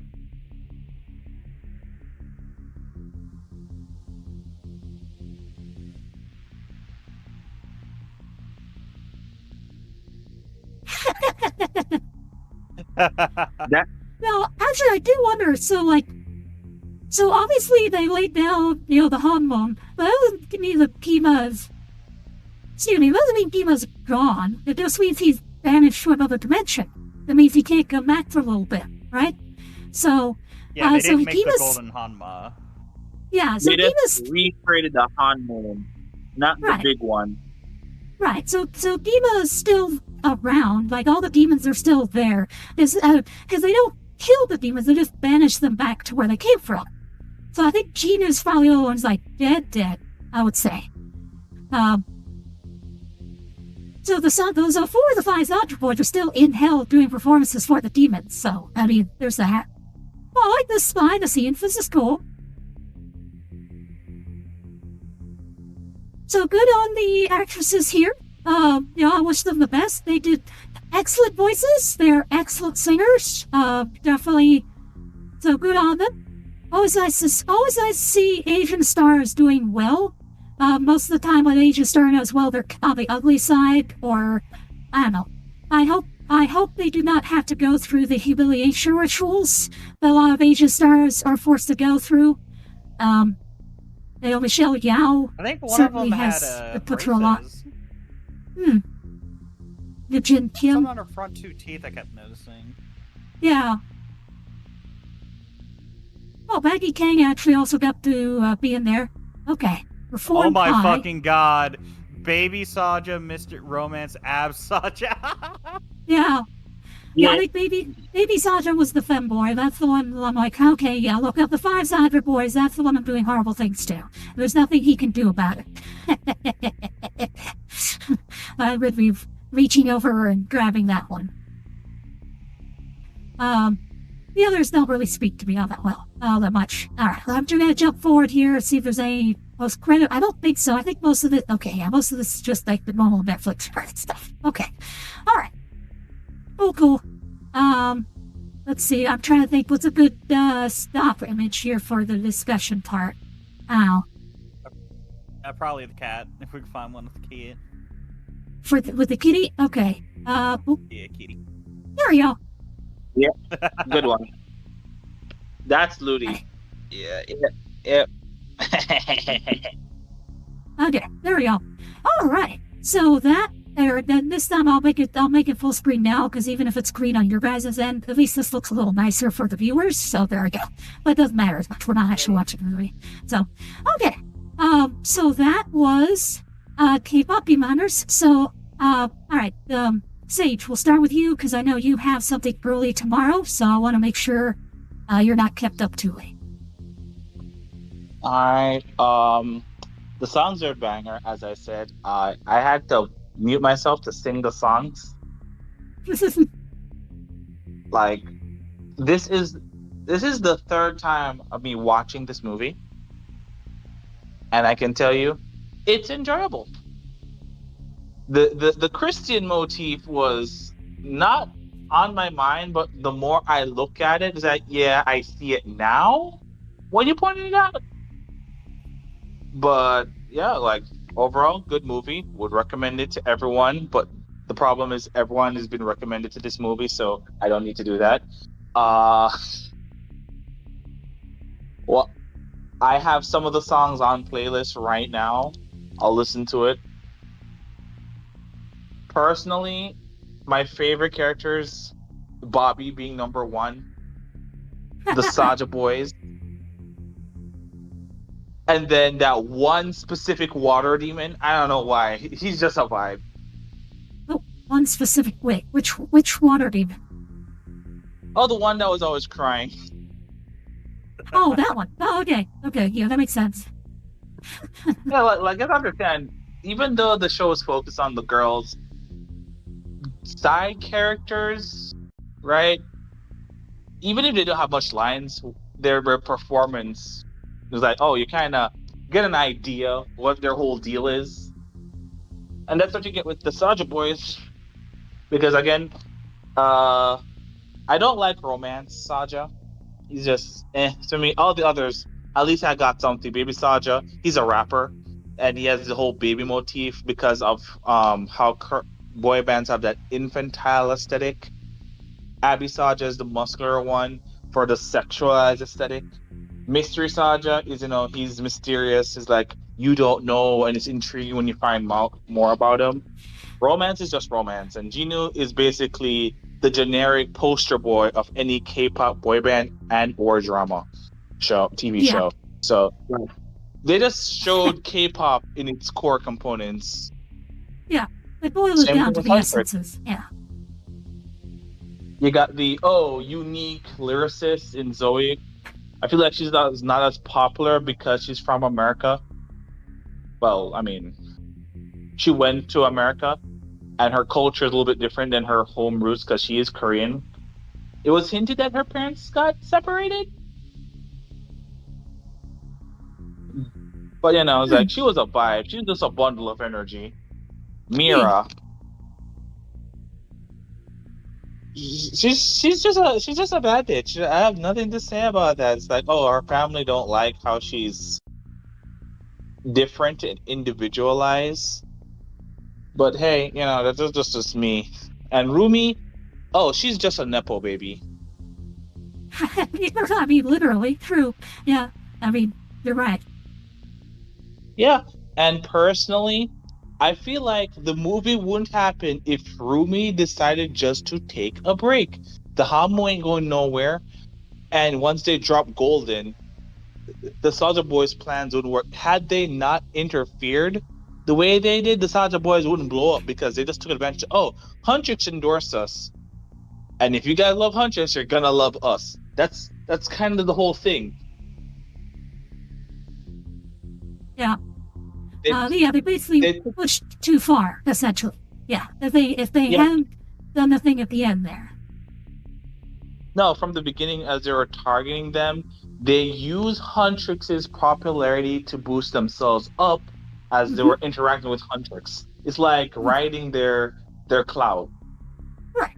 Well, that's the whole Rumi and Jinu shipping thing, which that actually happens in K-pop. Happens all the time. So that was very realistic there. Yeah, Jinu's plan to feed Gima worked. It was a solid plan. Honestly, for his whole trying to betray Gima, at some point it was kind of pointless because Gima's deal was pretty sweet. Okay, I will make you not remember you betrayed your family, which is basically his only leverage he has over Jinu. And Gima honors all deals he makes. So once he does that, Jinu is free to do whatever. I don't know why he almost gave it up. That was kind of weird. But Yeah. Well, I do like Jinu's redemption at the end. Because of how it went out, Jinu is actually not going to go back to hell. Yeah. His soul is actually going to be able to move on. I think because given the light there you see at the end, it's generally implied that, Jinu ends up on the side of the angels, basically. So, which is a very Christian thing. I'm pretty sure he's just a sword now. I think Rumi has his soul. As her sword? He's just a sword. Hey, that's hot. Hey, so basically it's Soul Eater. He is she's Maka and he's Soul. What was his name? Soul. Okay, yeah. Yeah. Yeah. Honestly, cool. like what I really wanted more of is like more. I wish they expounded on Celine's dilemma and Rumi's mom and the demon she fell for, because that's the whole problem, right? Celine, her biggest deal is what she was taught and the circumstances of her friend dying, leaving her kid. She's a tragic hero, right? And she let her insecurities and baggage imprint on Rumi. So she was just had to take the neglect and I wanna say abuse to basically hate yourself. Hmm. Yeah. She never once apologized for treating her this way or making her feel like she's a mistake. But honestly, like Celine is a terrible parent, but a fairly decent mentor because they handle their own with so much demons and all that stuff. So I would give them credit where credit's due. She trained hunt warriors. Not good much of a parental figure. Hmm. But Yeah. would give this movie 8 out of 10. It could be Yeah. higher, but then some stuff was cut out, and it would be more complete if it was a second movie. Hopefully, Yeah, well, they've already talked. They have announced there will be sequels. There will be follow-ups to this. They're already talking franchise. So so Sony sees dollar bills, as they probably should. So yes, yeah, there will be more. This will not be, yeah. This is going to be big. Yes. Holmes. Okay. Anything else, or is it Diesel's time to go? All I'm saying, your idol. Good song, Takedown. Good song. My least favorite song would probably be Free. It's not a bad song. It's just in comparison to the others, it's alright. It's a good song, but in comparison, not even close.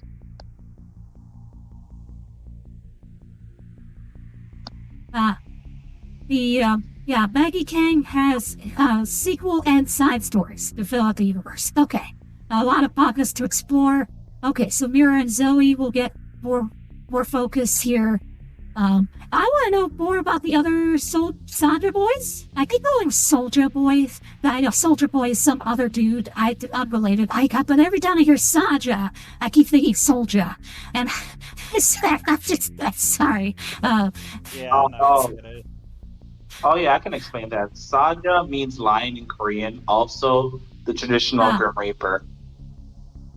They're basically okay. Grim Reapers. Okay. Oh, so the lions are Grim Reapers in Korean culture? No, the word Saja means lion, but it also means Grim Reaper. That's fascinating. Okay, I didn't know that. That's a really good pun. The Saja boys in their demon form, they look like traditional folklore Grim Reapers in Korean culture. Yes, that explains it. Okay, I really like that outfit. That's a cool costume. See, if the Grim Reaper comes for me and he's dressed like that, I'm not even gonna argue. I'm just gonna be like, you got that's a good drip. You got some taste. Yeah, no, I'll totally go with you. Yeah. I mean, the hood and scythe, that's not bad. But man, like that hat, that's a nice hat. I want that hat. That's a cool hat. If I get to be a Grim Reaper like Black Butler style, I'll probably ask for a hat like that. There you go. Be like, I get to be Grim Reaper? Sure. Now, can I get the cool hat? I want the cool hat. Anyway, all right, Diesel. So I think this is your, so just to clarify, Sage, this is your second time watching the movie? Third no, time. This will be my first. Oh, sorry. Oh, so Sage's third time. Okay, and I think Diesel, for you and us, this is our first time. I know for me it's my first. I think it's your first time? Yeah, it's my first time. Okay, all right. So what are your thoughts upon finally seeing the phenomenon that is K-pop Demon Hunter, Diesel? I enjoyed it. And technically, this is kind of a musical. I just thought of it as well. I keep throwing Yeah. musicals at you that you don't hate. Well, it's the case. Like, it's a good fucking story, and like I said, the songs aren't just let's stop everything we're doing and talk about how we feel about the situation we're in and advance nothing. Everything was at least going somewhere. The music went somewhere instead of we're just doing a song because we need filler, yeah. Yeah, we just need filler. Yeah. True. Yeah, but I'm glad to see it. Yeah, no, this was good. I can see why the Soldier Boys ended up topping some fucking charts in our world. Shit. True. Okay, thank you for the stretch thing. I shall do so. Thank you. I need that. Oh, I was shrimping a little bit there. Thank you. Let's see. Do you have a favorite song? Idol. Obviously. Based. Idol. Okay. Yeah. Yeah, that no, one was before good. I've even watched this, yeah, no, I listened to a artist that does like rock covers of song, do Idol, and I've been jamming out to that for a while. Yeah. Yeah, that was. Yeah. Okay. That's fair. Let's see. Now, of the three, who's your favorite waifu among the three? The one that's between America and Korea, that was her name was Zoey, if I remember right. Yeah, the black-haired one. Zoey. Yeah, Zoey. Okay. So yeah, the purple, red, and black. So those are your three color choices. So okay, black hair wins for you. Okay, awesome. All right. Great. Which one do you like, Sage? I forgot to ask. Oh, it's also Zoe. Really? Both of you She like got Zoe? Roman energy. Oh Well, I no, mean- she's very relatable. I mean, yeah. Okay. Interesting. Oh, Wow. I could see her being a fucking hoot to play video games with. Okay, Yeah, that she's part's like true.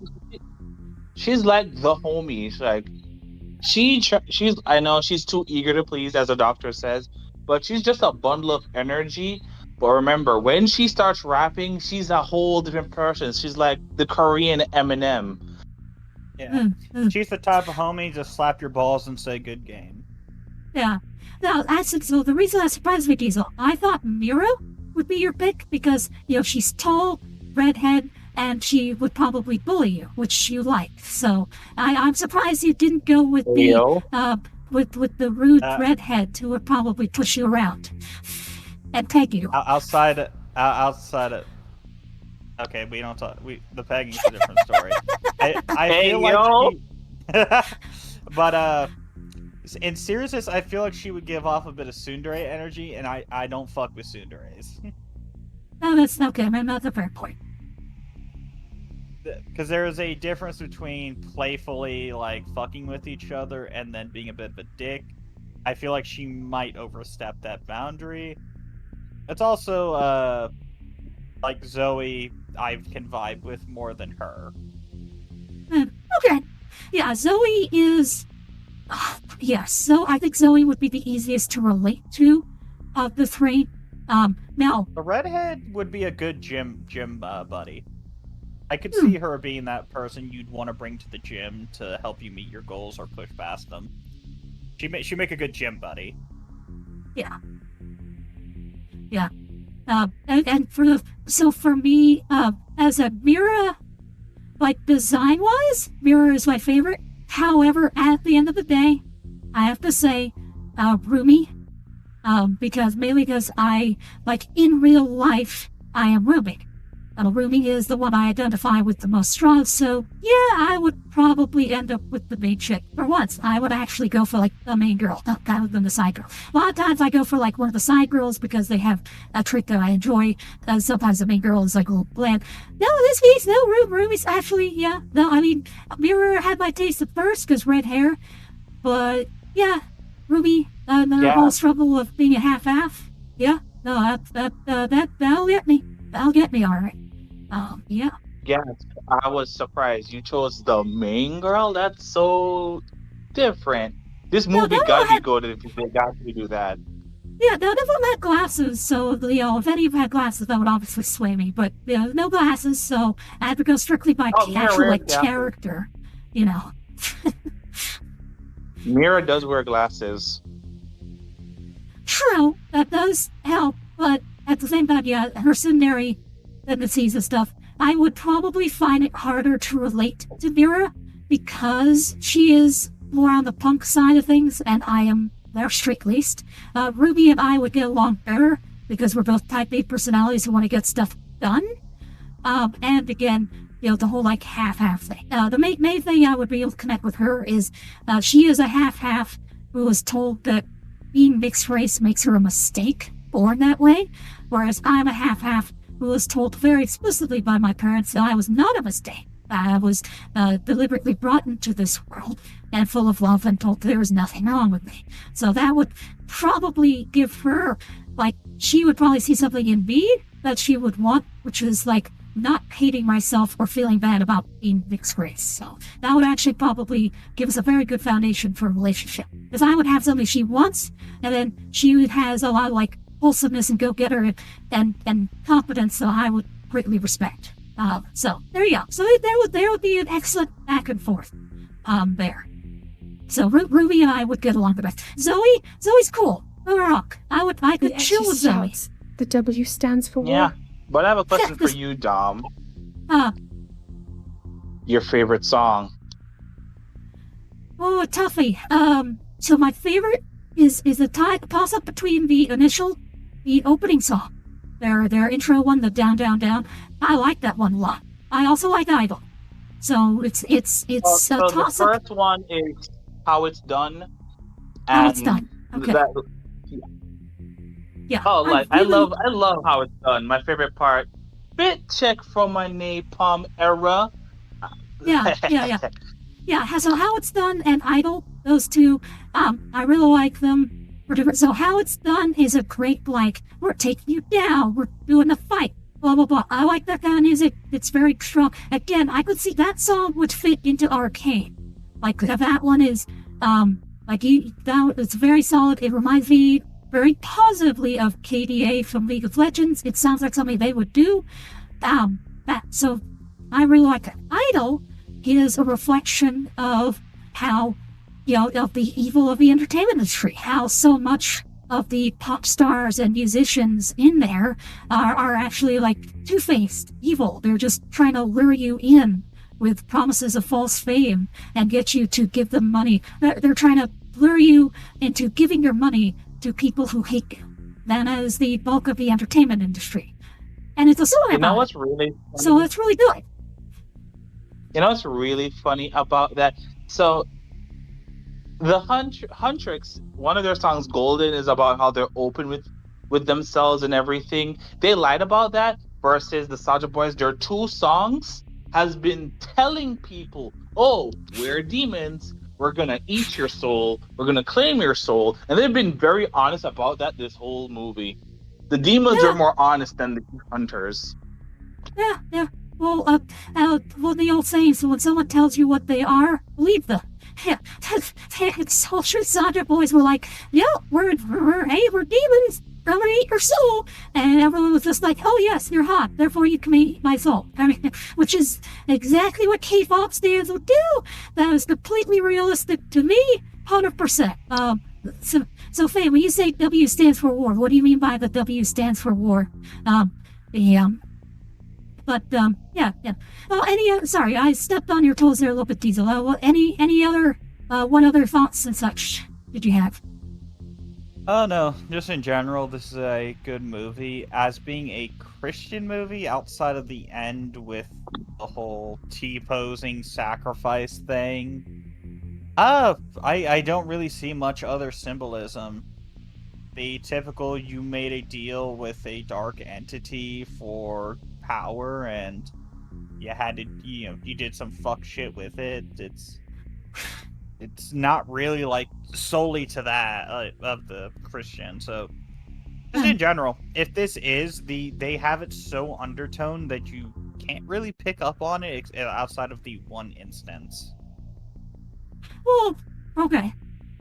There is some. I'll So I've been hold off on my end. So, all right. So let's analyze the themes of the film. Oh, Faye. No, I don't. So Faye, I don't actually like stepping on toes. That's the bad kind of hurdy. Okay. See, I do the sexy kind of hurdy. I don't do just general hurdy. Like there's torture hurdy and then there's sexy hurdy. So I don't do the torture stuff.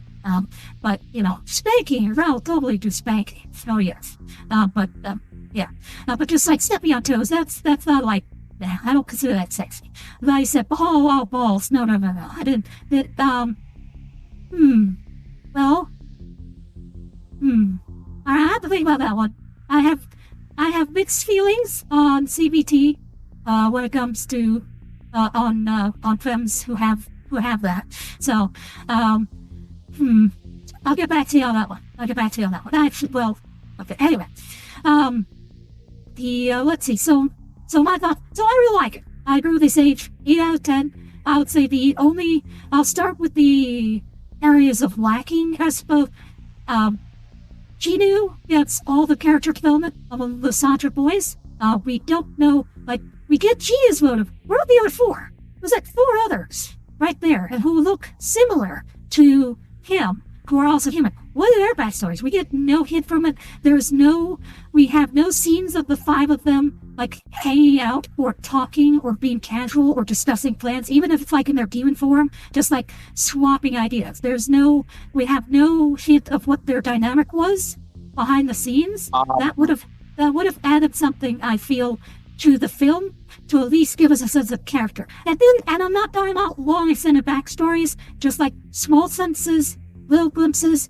Now, it could be, I will extrapolate here. It could be that the roles or the archetypes that each Santra boy plays in the band reflects the kind of deal that they made with Eva. So the guy who has the abs, he made a deal for strength. The one for baby made a deal probably for youth. The one for who knows, mystery romance. I don't know, maybe the romance one did a deal for love. It's make this woman fall in love with me, so she will have to have my babies. I could see someone doing that. And the mystery one, I don't know who was. He's a mystery. There you go. So maybe the archetypes each reflect the deals they made. Ginu is the lead singer. Why? Because he made a deal for the voice. There we go. Makes sense. I think that makes sense. So I'll extrapolate that. Someone tell me in the comments if I'm just completely off base with that. Maybe I'm wrong. But if that's the case, though, I would have liked to see something in the movie itself to support that. And if that was the intention, that's very clever. That would have been cool. What do you say, Sage? Dom. Funny enough, you are very close to what actually happened.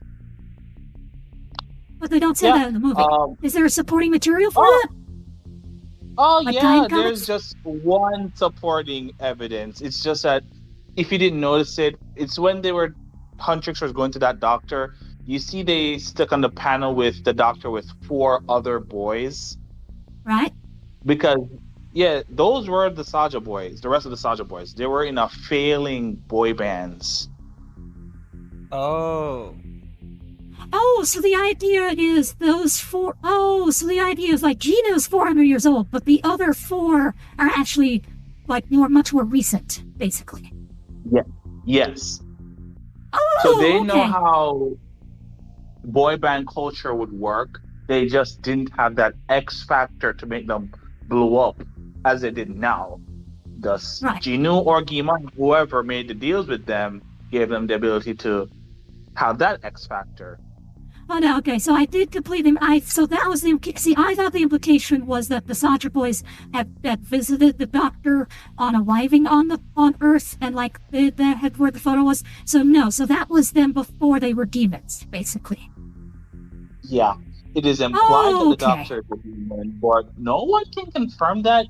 It's a theory, but then again, the picture is the Santra boys.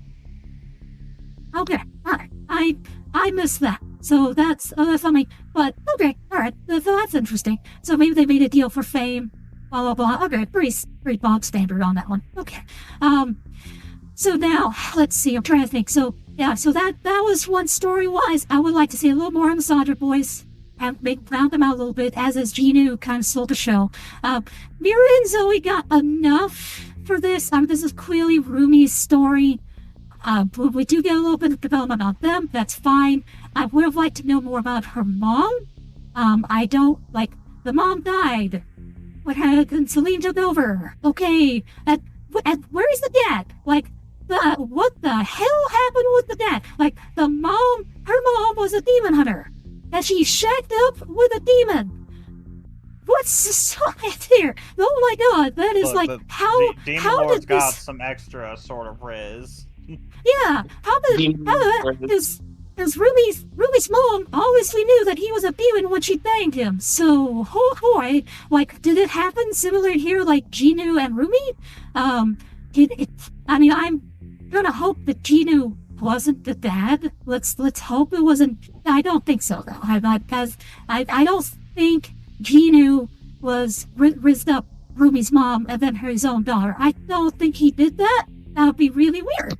We hope that's not the case. I don't think it is. But it's just like, because Genu is the only one, is like a demon capable of rizzing up humans, such as Rumi.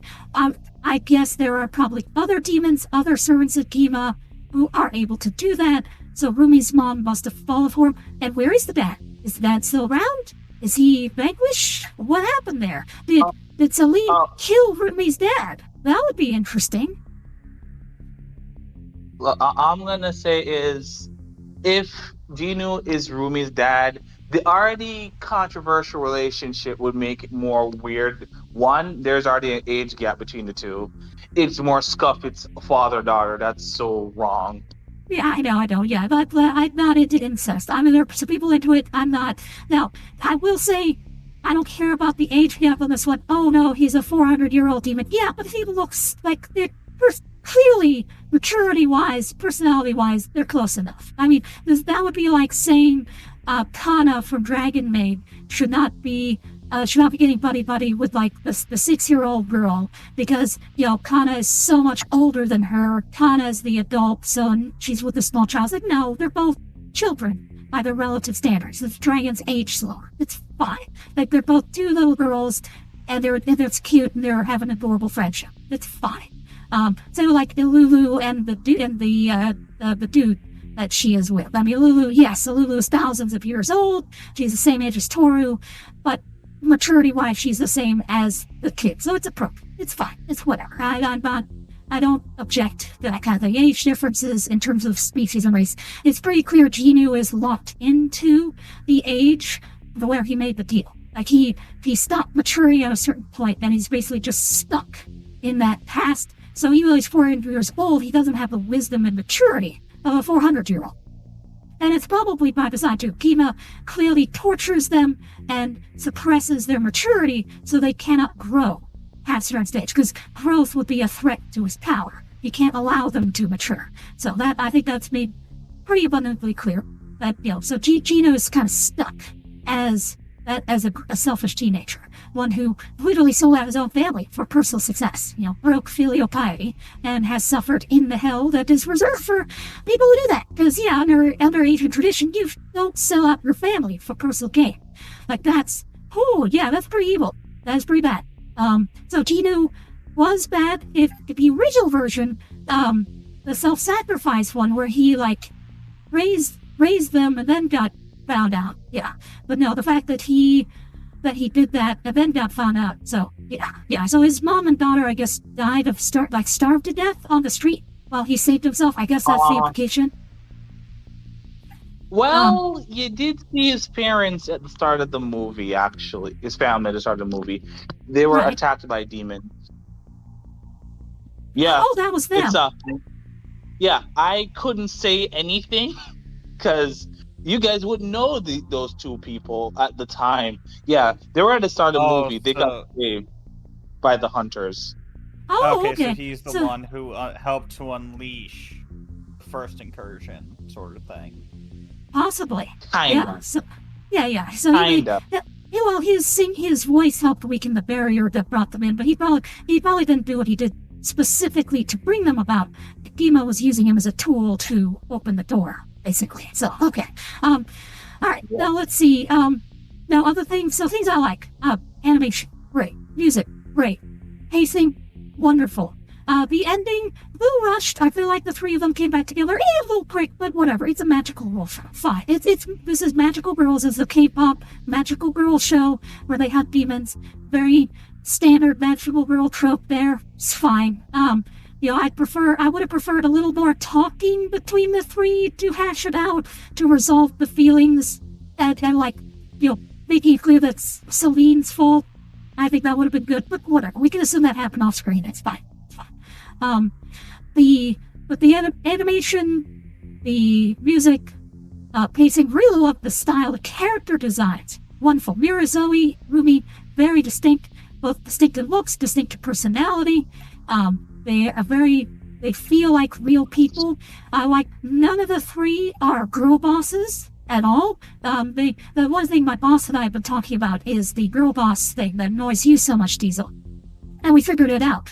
And she hates the girl bosses. So like Sue Storm, Captain Marvel, Ray Palpatine, some of the other ones, like she really does not like the girl boss characters. And the reason he says is, so you have all these women who will experience loss and setbacks and sacrifice and pain and suffering, but then they are depicted as just powering through with no reaction, no response. There's just a complete lack of humanity in how they react to loss. I compare that with Thor. Thor suffers severe loss and trauma, and he's allowed to feel depressed, to get fat, to indulge, and to just, give up, but then recover from that, which is what makes him heroic. He gets back up on the horse. But the women, they will go through suffering and loss, and they'll just shrug it off like it's nothing, which is completely unrealistic. It's inhuman.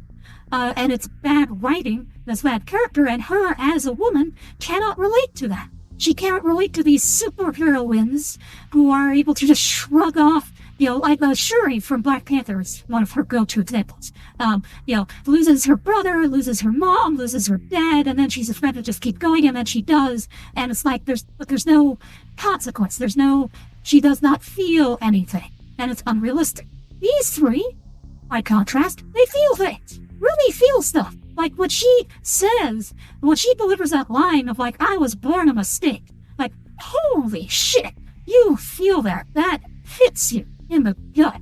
Like the whole multiracial, Korea's history of discrimination against multiracial people and minorities in general. And it's like, damn, that hits. Wow. That's really good. Because the other thing too, Korea, both Korea and Japan have a very nasty history of how they treated a lot of the wartime children. Because you have a whole lot of, because of the Japanese occupation of Korea, you have a bunch of kids born in Korea to Korean moms, who not brought into the world through consensual beings and faced some pretty serious discrimination. So likewise in Japan, you had Koreans who were kidnapped, brought over there, and they had kids. And those kids, again, not treated well, because the Japanese are very racist. And unfortunately, so are the Koreans. That's one of the things, like, as Chinese, we kind of look down on them for that, because we're like, why are you racist? Racism is stupid. Don't do that. And we don't do that stuff. Or at least we didn't used to. I don't know. Communists, that may have changed that. Who knows? But they're communists. We hate them. But yeah, Chinese are historically not racist. We don't believe that kind of thing. But, but her is like a half-half, dealing with all that, very, very well done. Like, she feels that pain, she feels that shame, she has to deal with it. That's the arc. Mira and Zoey, likewise, you can feel the struggle and pain they have from losing their friend and being betrayed like that. Mira in particular, like her response to Zoey makes total sense. So it's good. And then they come out of it, and it's very human. So they don't just win because we're the bestest ever. They win because they overcome their flaws and they have arcs, Rumi especially. I like that. I like the the Rumi's solution to the problem is again a little rushed, which is like, hey, we need a new Hanmon or Hanmoon. I keep saying Homon because that's JoJo. It's Hanmoon. Hanmoon. Hanmoon, yeah. Hanmoon. So overall themes here of the work. I like pretty much all of these except for one. I'll get to that here in a bit. But you have Ima. I mean, obviously, you have a lot of Korean folklore. Ima, the Reapers, the demons, the cat, crow, the whole demon thing using music, blah, blah, blah. It's very well steeped in Korean folklore, Chinese folklore, of course, by extension. Very, very neat. Now, again, I should specify our hell. So Chinese hell, our demons are not evil. They're bureaucrats. They're not evil. So if you are a good person and you visit hell, and we have stories about that, the demons are cool with you. They're just 9 to 5 office workers doing their job, which is punishing the souls of the guilty. Their job is saying, okay, you did this crime, therefore we have to put you on this rack and we have to torture you. But there's no malice behind the torture. They don't torture people because they hate people. They torture people because you did a bad thing. Your soul is here for a reason. It's my job to punish you for the thing you did. It's very impersonal. It's very like, hey, it's just business. It's not personal. The demons of Chinese hell do not hate people. It's not like Christian hell, where the demons like hate people. Like Lucifer hates humanity. There's a vendetta there. That's why he tortures you. Now, Chinese demons are like, they're chill. You can hang with them. I mean, you wouldn't necessarily want to because, they torture people all day. So, they're rough around the edges. People's skills are not their top thing. But they don't hurt good people. So, in this sense here, demons and the whole idea of a demon lord and demon and so on is a little more Christian in his orientation here, the idea of a demon lord. But his symbolism is the intrusive thoughts. Pima, the way he works, his mechanic works, is the intrusive thoughts that get in their head. Very relatable to teen girls. Teen girls have a ton of intrusive thoughts, and Pima represents that. And I like that. I like that as a theme, like getting over the intrusive thoughts, not giving into it. With Genu, his thing was like he wanted to get off the street by any means, and so he gave in to, finding celebrity and abandoned his family. And he regretted that. As a result, that was the intrusive thought. He listened to the bad impulse of just get ahead at any cost. And Sam, we see that with Mira and Zoey. Zoey's intrusive thought is, oh, you're just silly. Mira is, you can't trust anyone. Rumi is, you're an outcast. You're different. You're a mistake. And it's put there by Celine. Which was horrible. Absolutely horrible. So the demons here are a little more Christian in terms of like temptation. The idols, again, very clear Antichrist symbolism there, because the whole thing with the Antichrist is the Antichrist will dress himself up as the actual Christ. He'll pretend to be the holy man when he's actually leading you astray. And they use that symbolism then towards the entertainment industry, which works perfectly. That is an excellent. This is not the first work of fiction to connect the entertainment industry and all the glitz and glamour with having a two-sided two-face of like darkness and evil behind it. Not the first work to do it, but this is definitely the first work for children to do that in quite a while. It's been a while. We've had some stuff in the 90s do that, but so very good there. Let's see. Redemption, obviously, Genu redeeming himself by sacrificing himself for Rumi's sake. He nailed himself to essentially across a fire to get redeemed. That's a Christian idea of redemption there. So definitely some Christian religious stuff. Deal with the devil, Faust, and so on. We do have in ancient culture, we do have I make a deal with somebody for power and gain, but yeah, that's those bad places. Let's see. Now the one symbolism I'm not too big on. And it depends how you take it. Korea's kind of weird. And that's so like in China we respect our past and traditions. So like communists don't like it. They broke up a lot of stuff. We've actually there are traditions and teachings and stuff that have been lost forever due to Mao, which is horrible, like martial arts. And martial arts was permanently destroyed by Mao. And we lost a lot of other stuff too. A lot of traditional Chinese medicine was destroyed by the communists as well. They ruined a lot of that. Some of it survives, though. That one survived better, though, than martial arts. Martial arts was the worst. But Korea, there has been like a move to get rid of some traditional or repurpose some of the traditional stuff. Ryan Estrada has done a couple comics that feature that, like the use of traditional elements to try to be countercultural in some ways, or to redo or repurpose things, which is a little troubling. But one of the themes here you see with Rumi saying, we need a new Han Moon. We're going to start over. I want this old Han Moon destroyed, and I'm going to replace it with a new one. It's like, like on one hand, okay, you could say that this is rejecting the culture of shaming me because of how I was born, treating me as a mistake because I was born, and we need to get over that because that is wrong, and we need to discard that and start over. You could also see it as we need to reject tradition and traditional values and move on. I don't like that as much. The one problem with a lot of the modern Asian teen media, Mulan and Painting Red or Turning Red, two good examples of this is you have like actually Everything Everywhere All at Once, also a good example of that. I have some issues with Everything Everywhere All at Once. If we watch that movie, I'll get into it. But you have Asian writers had a problem with their parents, and they put that onto the screen. I don't like that. So Joy Luck Club is a good way to do it. But things like Turning Red and Everything Everywhere All at Once, the writers clearly had some mother issues or parent issues with their Asian parents, and so they put that onto the screen, and so they'll put like anti-tradition, anti-Asian culture stuff as a way to say, you're wrong, Mom. I don't need your values. I don't need your tradition. I don't need Confucians. I can do just fine with modern stuff. And it's like, oh no, you idiot.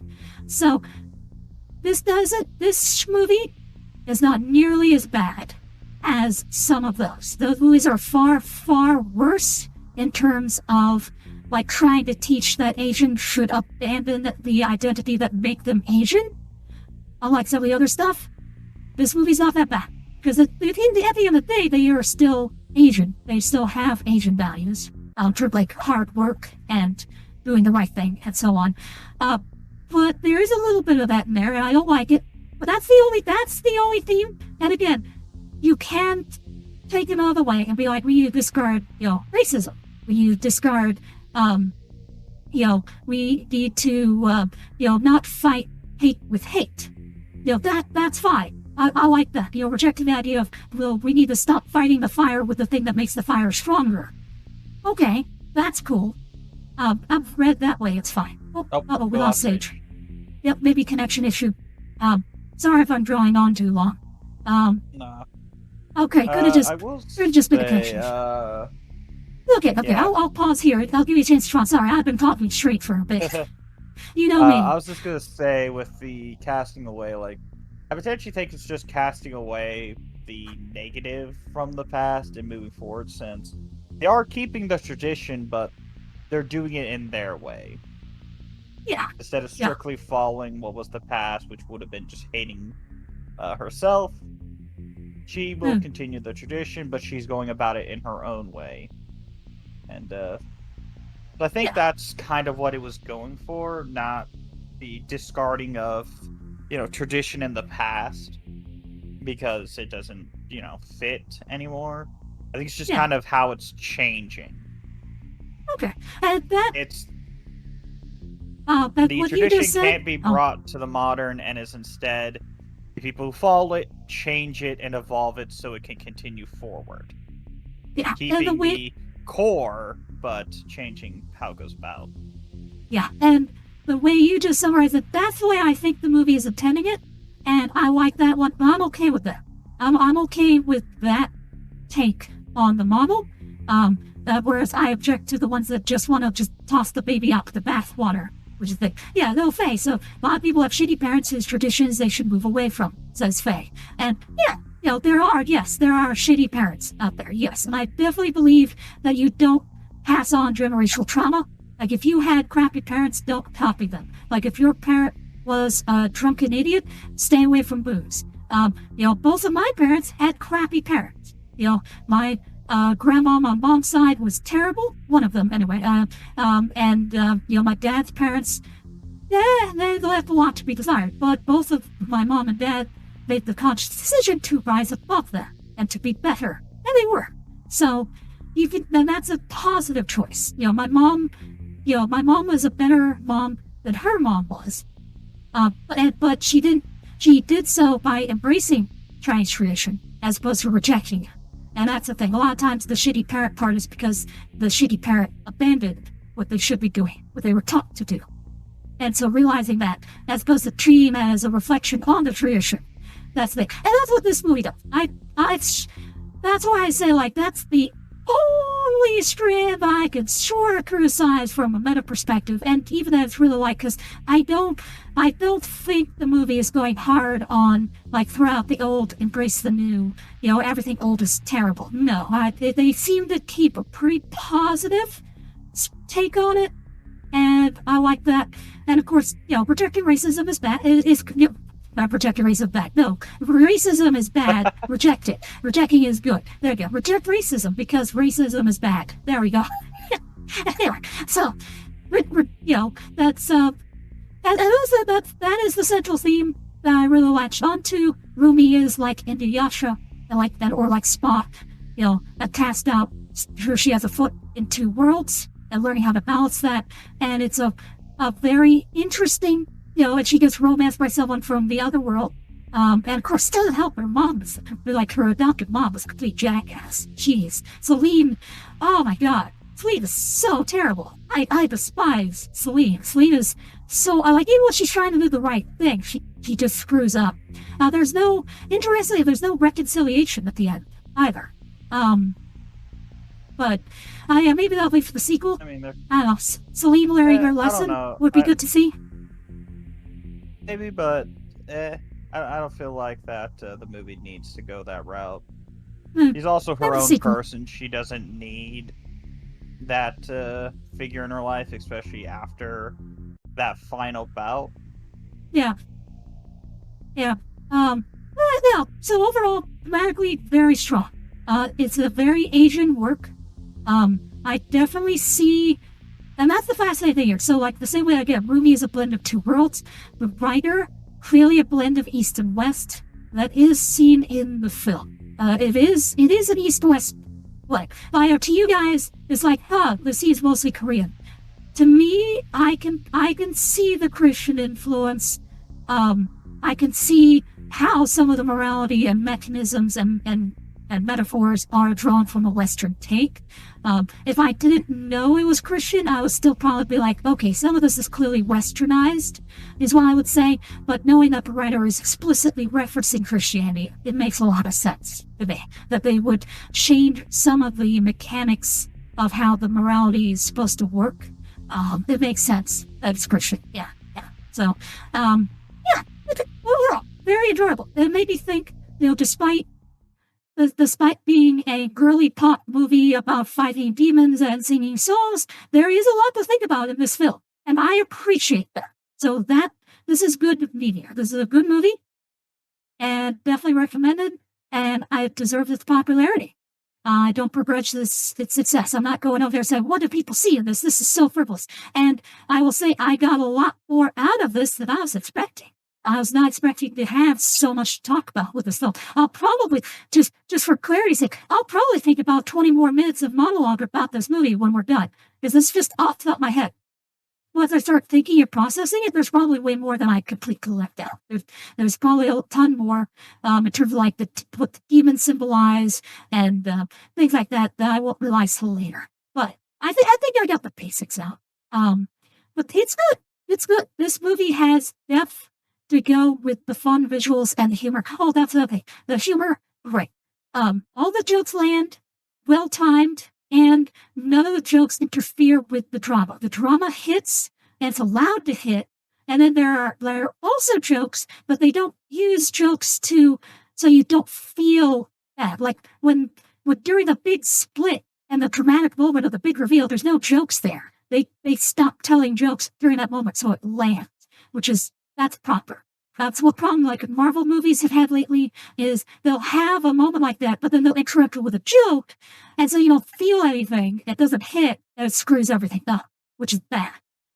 It's okay to have humor. You just can't do everything into a joke. Otherwise, you undermine your own movie. And this doesn't do that. It toes that line of humor used effectively. And because it has those, moments of laughter, then the moments of drama hit harder because you've got a full spectrum of emotion film, which is great. That's something Zack Snyder needed to learn more. It's a full spectrum of emotion, not just one. But same with Marvel. Marvel only has one, which is comedy all the time, which gets old fast. This doesn't do that. Now, I was worried it would, by the way. I was worried this movie would be just nothing but lighthearted, like blah, blah, blah, and I wouldn't feel anything. No. So, great job. Way more emotional depth than I was expecting. Way more thematic depth than I was expecting. Way better animation than I was expecting. Although I did see some clips of the animation, so that was really neat. And again, the biggest spoiler, Ruby is half demon. Nobody spoiled that for me. I was completely caught off guard by that. So good on the fandom for not spoiling this very early plot point that you just know 15 minutes in. Nobody spoiled that for me. I did not see that coming. And that was really good. So, good job. Good job, fandom. You did a good job. Did you know that twist, Diesel? No, I remember seeing something about it, but I didn't really remember she was a half-breed. Yeah, that was really cool. And that, for me, that immediately changed my view of the film. I was like, oh, it's this kind of stuff. Oh, well, okay, this is, oh man, now I am very emotionally invested because I love stories like that. You got Spock and Yasha, anything with like a half or like outcast because they're different. Elsa is my second favorite Disney princess for a reason, because Elsa, is an outcast due to being special and different. Yeah, that's something I relate to and connect with, for obvious reasons. Being with autism and being a multiracial and all that stuff, that kind of stuff feeds into me. So, all right. Oof. My throat is starting to get sore because I'm talking so much. But thank you for putting up with it, Diesel. I appreciate the fact that you sit patiently through my monologues. That's no issue. Did you have any final thoughts or comments before we go? Did any No, of I my got everything I said. Okay. Well, that's good. Thanks to you as Sage for being here with me. Sage had to go. He's got early work tomorrow, so that's why I'll have him do his feedback first, because I know he's got early work tomorrow. So, but yeah, thanks to Sage for joining us. And let us know in the comments below, what did you think of the film? Did we miss any thematic elements? Also, thank you to the new follows on Kick. We've got James the Baba 7745, so I guess he has an alt account. And we have Gentrify 5. Oh, hey, Sage is back. Technical issues, I assume? Oh my god, I was talking for like 10 minutes and didn't realize. Oh no. Well, feel free to repeat yourself. Now you're back. Oh, long story short, I was saying I like the conflict in K-pop Demon Hunters as Chinese folklore mythology. It's way more mental and spiritual than it is physical. Because again, hell is a mental thing for them than a physical thing. Because if some believe in reincarnation, suffering is going to happen. Physically, it's going to end, but spiritually and mentally, it's perpetual. And that's why I like Yima, because he's the demon king, not because he has the most power or he knows ancient magical abilities or whatever. His core ability, I believe, is his ability to identify what humans are ashamed of, their vulnerabilities, and his ability to influence them through doubts in their mind, feeding their doubts to make them take less rational decisions, making them susceptible to be eaten or to make deals to get food later on. Yeah. Oh, that's right. Yeah. Shame. That's right. So Asian culture is very heavy on shame. Now, shame is not by itself a bad thing. Shame prevents us from doing things that are terrible. Like, here's an example. We just had a report. So there is the tomb of the unknown soldier. Many countries have that. Russia has it. U.S. has it. Europe has it. Tomb of the unknown soldier is just like for people who died. We don't know their names. So we just had an image come out from Europe. I don't know where in Europe, but like some dude just going up to the tomb of the unknown soldier and the flame and using a cook and omelet, which is insanely disgraceful. Like, just absolutely, like, what the hell? Like, you need to be running tackle, curb stomp for doing that. That is so insanely disrespectful for people who gave their lives to defend, and fight against, say, literally Hitler. That's just, no, what the hell, man? You don't do that. So shame would prevent such a thing. Shame, if a person felt shame, they would not use the tomb of the unknown soldier to cook an omelet. They would realize that that is a shameful act, that they have brought disgrace upon them. But there is such a thing as too much. There is such a thing as too much shame. And if you feel shame for the wrong thing, too, and that's explored with Rumi. Rumi feels ashamed of the circumstances of her birth, which is nonsense. You should never feel ashamed because of how you were born. The mutable characteristics are not things you should feel shame for. Stuff you had no control over. That's another thing I wanted to point out. My favorite scene was, impactful scene, as you were mentioning about the mixed cultures and the half and half identity thing. That I see that more with Rumi and Zoey than I get with Mira. Is just that she just doesn't follow traditional values as her parents is. So she's just exploring individuality. Is when Rumi begs Celine to kill her to protect the Hamoon she cared about. Yeah. Rumi, in her lowest point, when she hated herself the most and thinks she's a mistake, begged her mother figure to get rid of her so that the Hamoon can be maintained and no more suffering from the demons. Yeah. Again, honor killing. Yeah.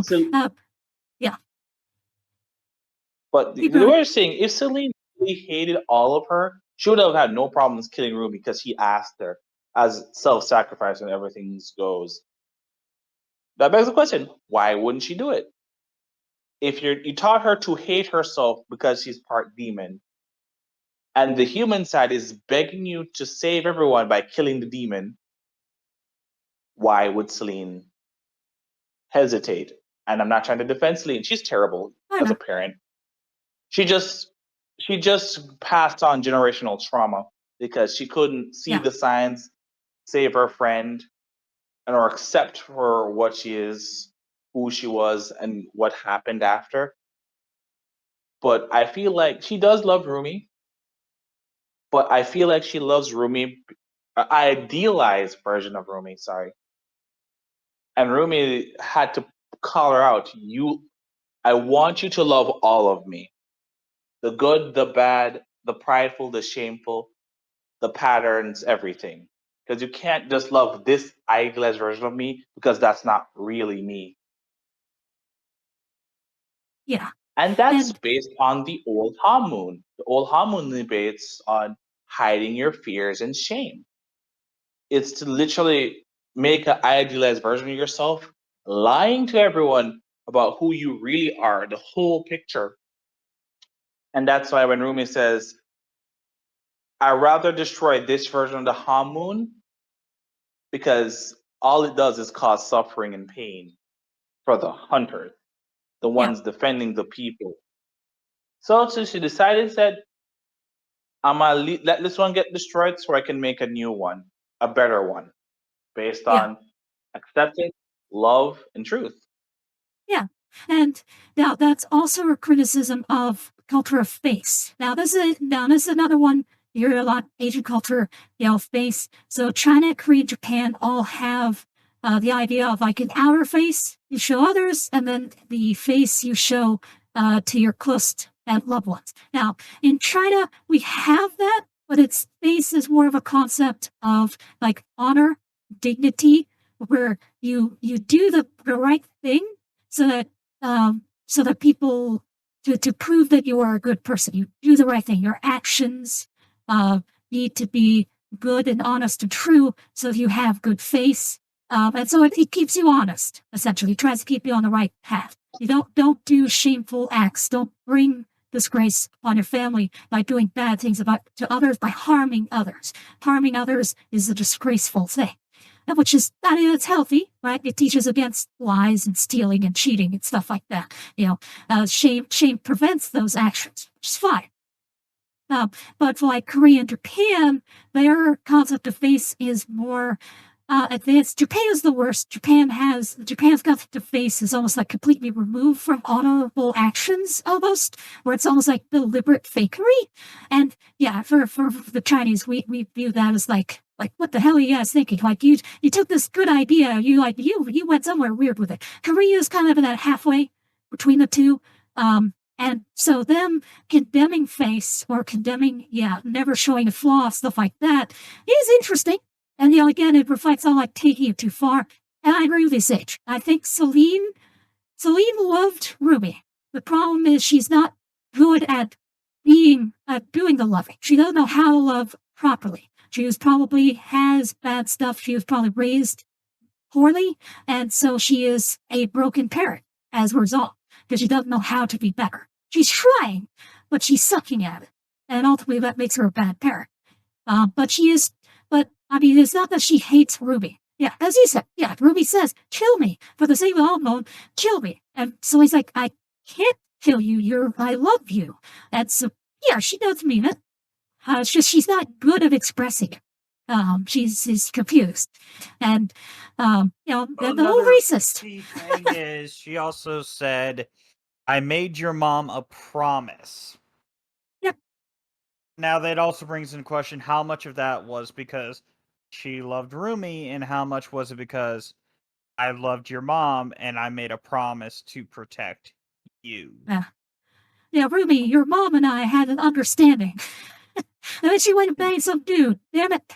Oh, God. So we're like, Celine is probably like the Lacey vampire, the nurse vampire, and Call of the Night. I bet you.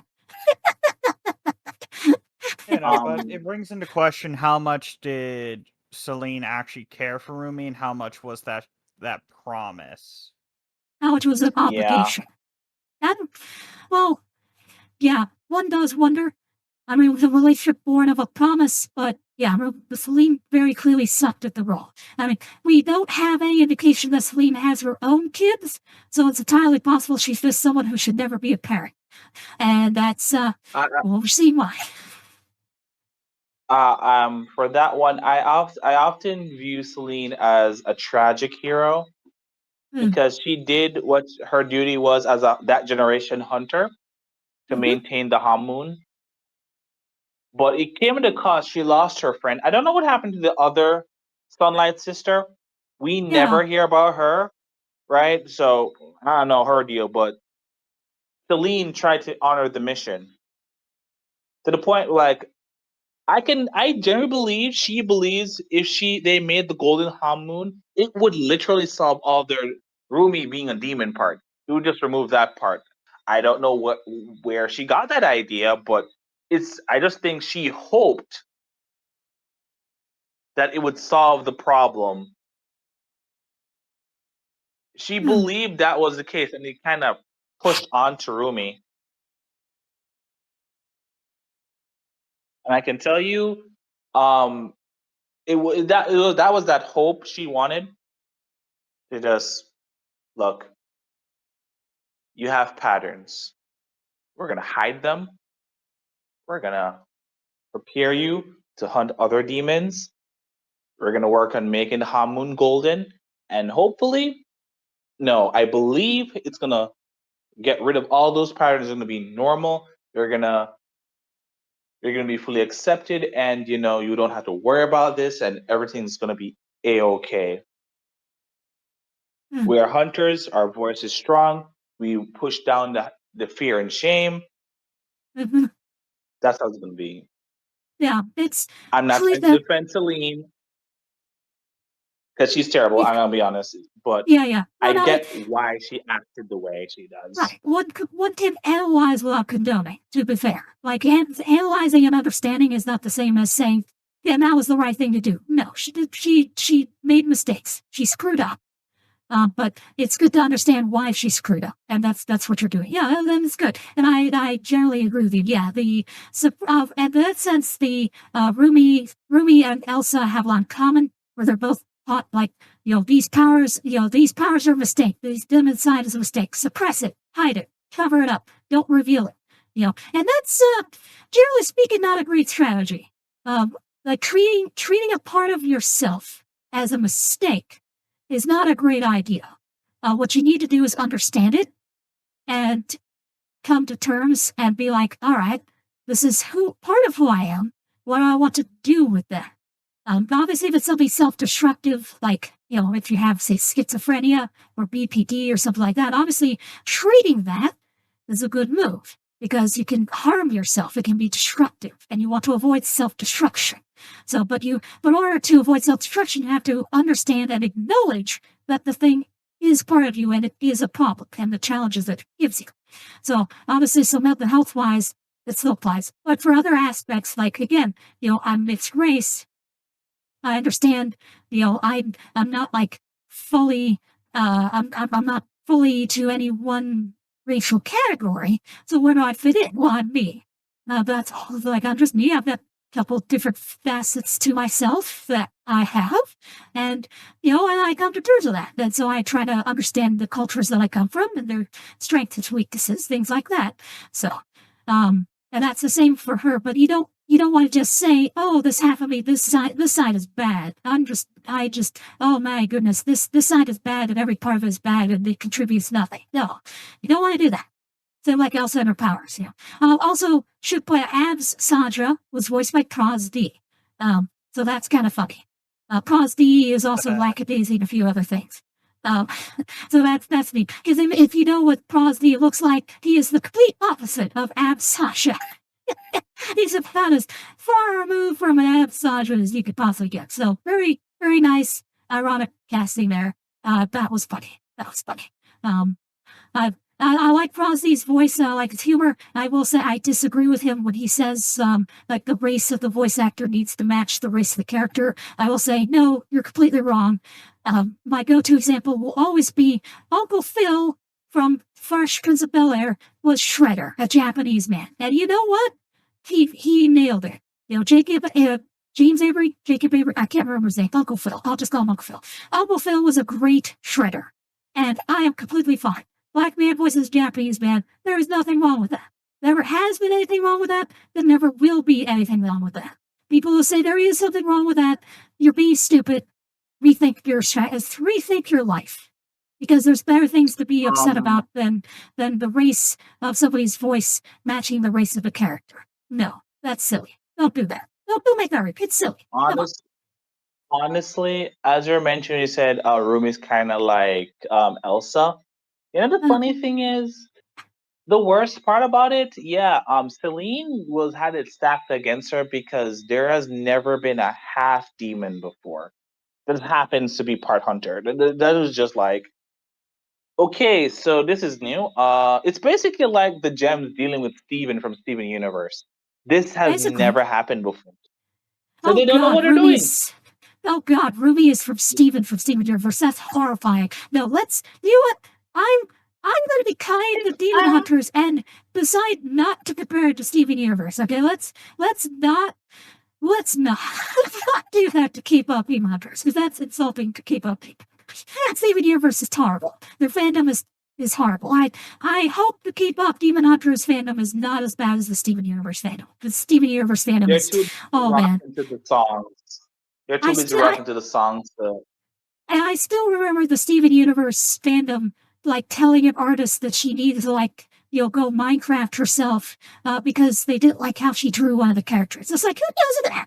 What fandom does that? It's like, that's fan art. Like, no, dude, don't do that. It's not a big deal. Yeah. But as far as I can tell,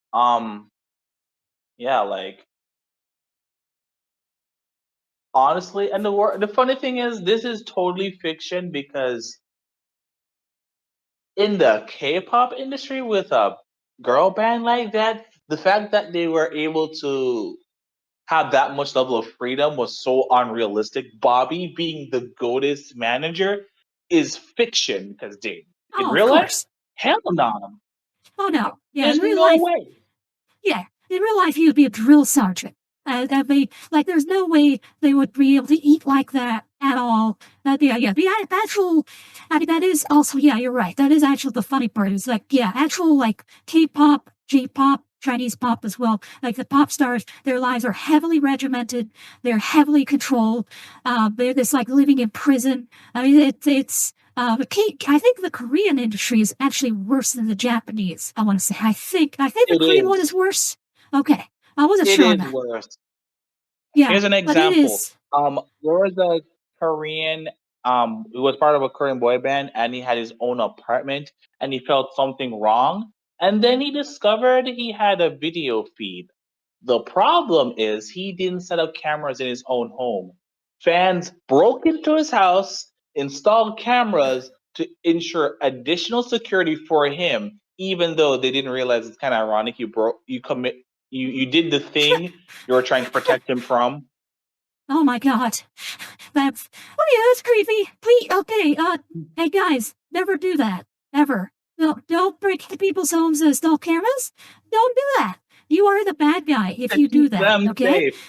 And that's one of the tamer things they have done. Did you know Oh at some God. point they coordinate and hired a bunch of taxi drivers, paying them like basically 600 US dollars an hour to cause traffic so that a specific artist or actor go a specific path to get to their places or just to stalk them. Oh my God. Really? Okay. Yeah. Am I surprised that has happened? No. Am I disappointed? Yes. Because Oh, that is that's the creepy. tame stuff. Actually, I don't want to Oh, talk I about believe it. the dark stuff. Yeah, Ugh. that'll probably get us in trouble if we go too much into what K-pop stands have historically done. Because yeah, there's a reason I'm not a K-pop stan. I'm not looking to be one. I don't really associate with them. Thankfully, this movie Like does not require me to interface with K-pop stans. Thank God. I'll more likely to listen to their songs, and that's it. I like the songs, and that's it. Move on, right? If the songs are good, I'll enjoy it, but I don't want to be involved in every aspect of the K-pop artist or band lives or their career. Hmm. I'll just like if they drop a song, if I like it, I like it, and that's it. That's just how it's been. And honestly, K-pop Demon Hunters made me more inclined to enjoy K-pop music, and that's it. Agreed. Agreed. Yes. Yeah. The music is good. As I said, it reminds me very much of KDA with League of Legends there. And I mean that in I do mean that as a compliment. The League of Legends, I will use as an insult, not the music stuff. The music stuff from League of Legends is genuinely good. Unironically, I enjoy it. Villain is one of my favorite songs by KDA. I have that on my rotation. If Dominic Bytes were to have a theme song, it would be Villain by KDA. That is very much her theme song. 100%. Yeah. So, and the music here was very reminiscent of that. So, okay, let's wrap up here as my throat is actually genuinely starting to hurt. I'm talking so much. This movie got me talking. The movie's good. Well, I am just like talk. Oh my God, there's so much more to talk. Did you have anything else, Yeah, Sage, before we go? Um, for those who have not watched K-pop Demon Hunters, I strongly recommend you watch K-pop Demon Hunters. Not in a K-pop stan way. It's because it's a good 2 hours, and it's something I would recommend you watch with the family, Hmm, friends, a stranger, if you're that brave. yeah, The songs are it's bop. family It's appropriate good for for sure. karaoke. Huh? Yeah, family appropriate for sure. Good fun for the whole family. Not for like young kids, but yeah, I would say like 8 or 9. About they can handle a little bit of scary action stuff. there you go, but not too young. Like 4 or 5 is too young for this, I would say. Yeah, my cousins love it because I watched it for the second time with them. So, and it was a fun time. Like we sang to some songs, and we vibe, we dance. Yeah. I'm gonna cosplay Awesome. as one of the songs in the foreseeable future, hopefully. That's I like their Grim Yeah. Reaper outfit. I unironically would dress up in that outfit there, the Grim Reaper thing that they got. That's a pretty cool outfit. Yeah. I like the hat. The hat is cool. So, but yeah, I same here. I would put this at like A+ tier. Not quite S, because again, a couple weaknesses here or there, but A+ for sure. This is very highly ranked for me. And I'm looking forward to sequels. I'm looking forward to spin-offs. If more K-pop Demon Hunter media comes out, we will watch it and review it. For sure. For sure. Also, we have more. We've got Knights of Guinevere coming up with Glitch as Knights of Guinevere. We have more of the city one. What was it? Not the Smiling Cop. Gaslight. Yeah, there we go. Gaslight. There we go. Yeah, we got more Gaslight coming. We have more Digital Circus coming there. At some point, we'll get to Lackadaisy. Hopefully, we'll have more Space King soon. Of course, the Bald should be coming out here in late fall, so we will finish all 3 episodes of that come time. That was, for those who aren't sure, the Bald was George Lowe's his final work. So that is the capstone of his career. And of course, coming up soon, we've got Nerja 2 and probably Megamind. I want to knock those 2 out.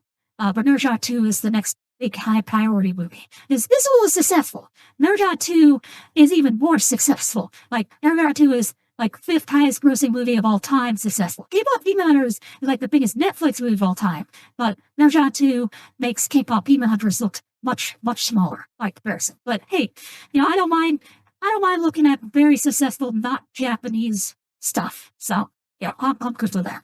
So, but yeah, Nerja 2, that's coming.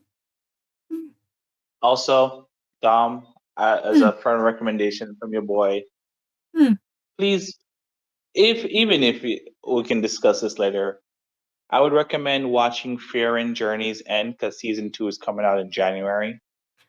True.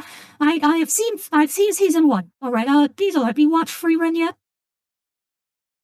I have not. This is also going to lead into another hour tangent. But no. I'm just recommending it. No, Free Run's good. It's the only downside to Free Run is like 20-some episodes this season 1, which is a little on the long side. I was telling Diesel I would prefer to get Cyberpunk Edge Runners out of the way though, because season 2 for that is also coming, and Cyberpunk Edge Runners is a bit more on point. Bit more on brand for this channel than Free Run is. But no, I agree. Free Run is excellent. That's an S tier. That's an S tier. Yeah. I also need to do Violet Evergarden. And that's like when people ask, what's the greatest anime of all time? Violet Evergarden is on that short list. So, anyway, all right, let's wind down here. So let us know in the comments below, what do you think K-pop Demon Hunters? What do you think of my long-winded analysis of it? What's your favorite song? Who's your favorite character? Who's your waifu? Your husbando? That said, I'll take Rumi and I'll take Baby Sanja and I'll do them both at once. I got enough tentacles for both of them. Oh yeah, they are both going to be absolutely destroyed by the time I'm done with them. Oh yes, they're going to wish that the demon and the demon hunter are going to wish are going to well, anyway, I'll stop. Yeah. But yeah, let me know, who would you do horrible things to? I look forward to the sequel, etc. All right. Let's see. But many thanks to everyone here. Oh yeah, I almost forgot. Many thanks to, I think it's Gentrify5 or JTRFY5 over on Kick. Thank you for the follow. Thank you to everyone who has been watching over on YouTube and Kick. I actually have a few viewers on Kick right now. No one's in the chat, but I actually have some viewers on Kick. That's incredible. I'll put it this way. I have more viewers on YouTube than I have on Twitch this entire time. I've had almost as many views on Kick as I've had on Twitch this entire time. That's kind of crazy. I wasn't expecting this reception. Like, this multi-stream experiment has been a success. So thank you all for all across all 3 platforms. I appreciate it. Expect this to be the norm. My computer and internet can clearly handle it, so this will continue. Multi-stream will continue. Waha! Let me know, are there any other sites you want to see me streaming on? You can post those in the comment below. I'm thinking about Rumble, because I already have an account there, so it wouldn't be all that hard. But if there's any, like, me streaming where you're like, oh my god, Dominic, you should totally check out this site. Like, this is the best. I'm like, okay, sure. Let me know. All right. Let us know, as I said, next week. Call of the Night, episode 10, and Mirja 2. Woohoo, look forward to it. As Dominic Bytes signing out. When next we meet, may your robot body be fully charged.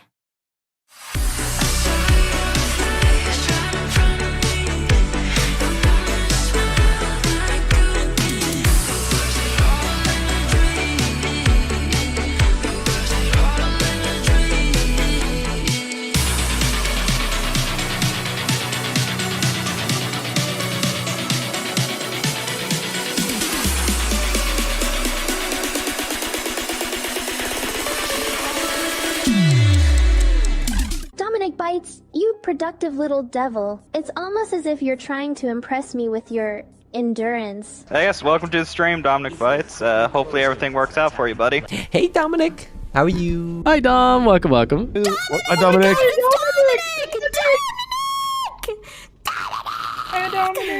Hi, Dominic. Sorry, guys. Dominic is, you know, a friend of ours.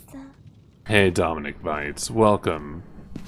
Welcome on by. Hey, Dominic. How you doing? Hello, Dominic. Hi there, Dominic. How's it going? Hello, Dominic. Hello. How you doing? Hi there, Dominic. Hi, Dominic. How are you? Lovely to see you. Dom! Hang on there! What are you implying? Whoa, what are you implying? I immediately get like very like kind of cocky, arrogant, like mischievous vibes from them. Yeah. Like I immediately get the vibe that they think that they're cooler than everybody else. Very confident character, very kind of. You cannot question what they do because they're not gonna abide by your expectations.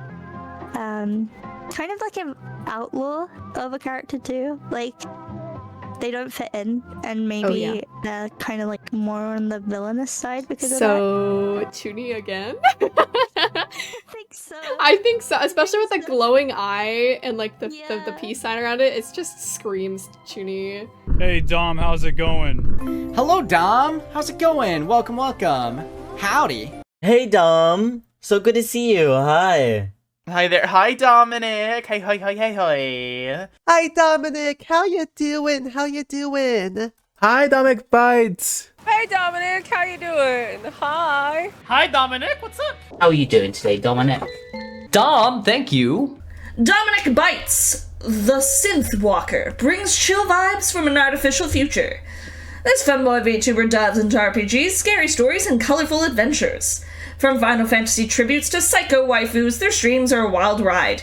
Expect mature content and casual play in this neon-lit journey. Hello, Dominic.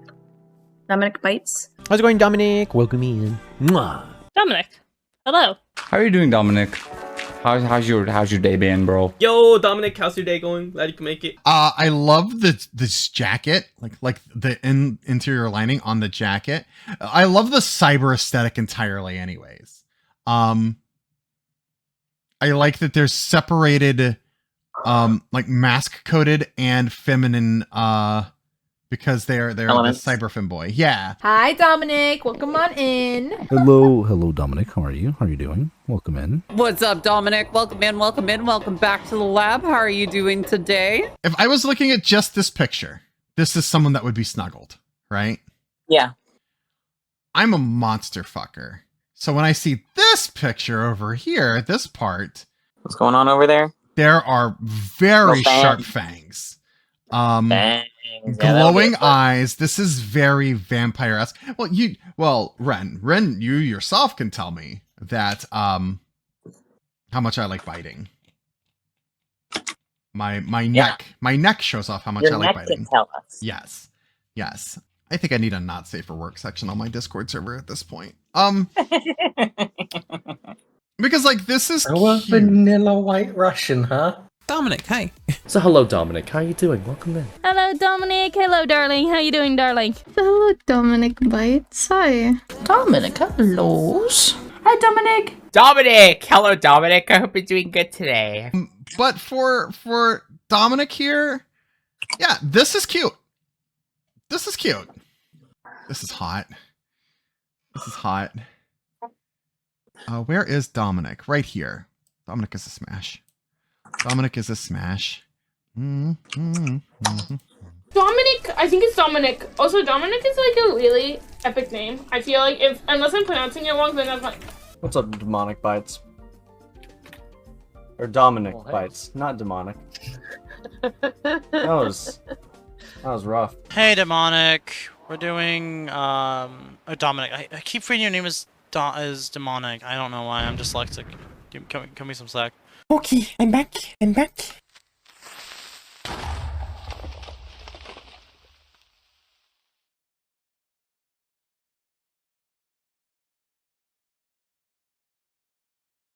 Boy.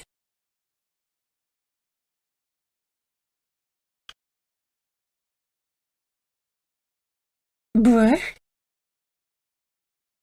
Dominic, you fucking bitch. Yo, Dominic, welcome on in. Yo, Tier, welcome. How are you doing? It's good to see you. Happy New Year. Hello, Dom. How you doing? Hey, Dominic. What's up, Dominic? How are you, man? Dominic, thank you. Can you stop slamming shit? Hey, Dominic. Dominic Bytes. Hello. Welcome back. What you doing there, Dominic? What you doing? What have you done today? What have you done today, Dominic? I want to know. You can be my bottom. It's like, I don't want to be your bottom. Oh, damn. Look at that. Dominic, off the hook, chain, handle, and wagon. Dominic, hey there. How goes the falling? It goes great, cutie. You want to fall in this lap and watch with me? Hi, Dominic. Hi, Dominic. Dude, Dominic, you come at the worst times every fucking time. What the hell's wrong with you? I love the pants. Just putting it out there. The glasses, really good. Love the synthwave vibe. Really vibe with the synthwave. Very good. Let's see. Cyborg Femboy Synthwave. Honestly, the vibe I'm getting here is Informant. Not Informant, like an info broker. I think they got real big info broker vibes. I think Thieves Guild.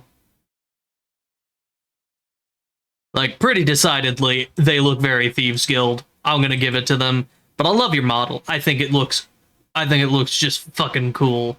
Hey, Dominic. Hi, Dominic! Happy New Year! Hey, what's up, Dominic? Hi, Dominic! Hello, Dominic. How are you? Hello, Dominic. Welcome in. How are you? Oh, hi, Dominic. Dominic, hello. Hey, Dominic Bytes. Hello, Dominic Bytes. Hello. Hello, Dominic Bytes. What's up? Dominic, what's up? Dominic! Welcome. This is such a cool design. So funky, so fresh, and so many design elements in it. You can see like the galaxy pants, the almost futuristic back of the jacket with all the colors, the shoes with all the colors on them. Also, the pointy teeth are so cool. I love the pointy teeth.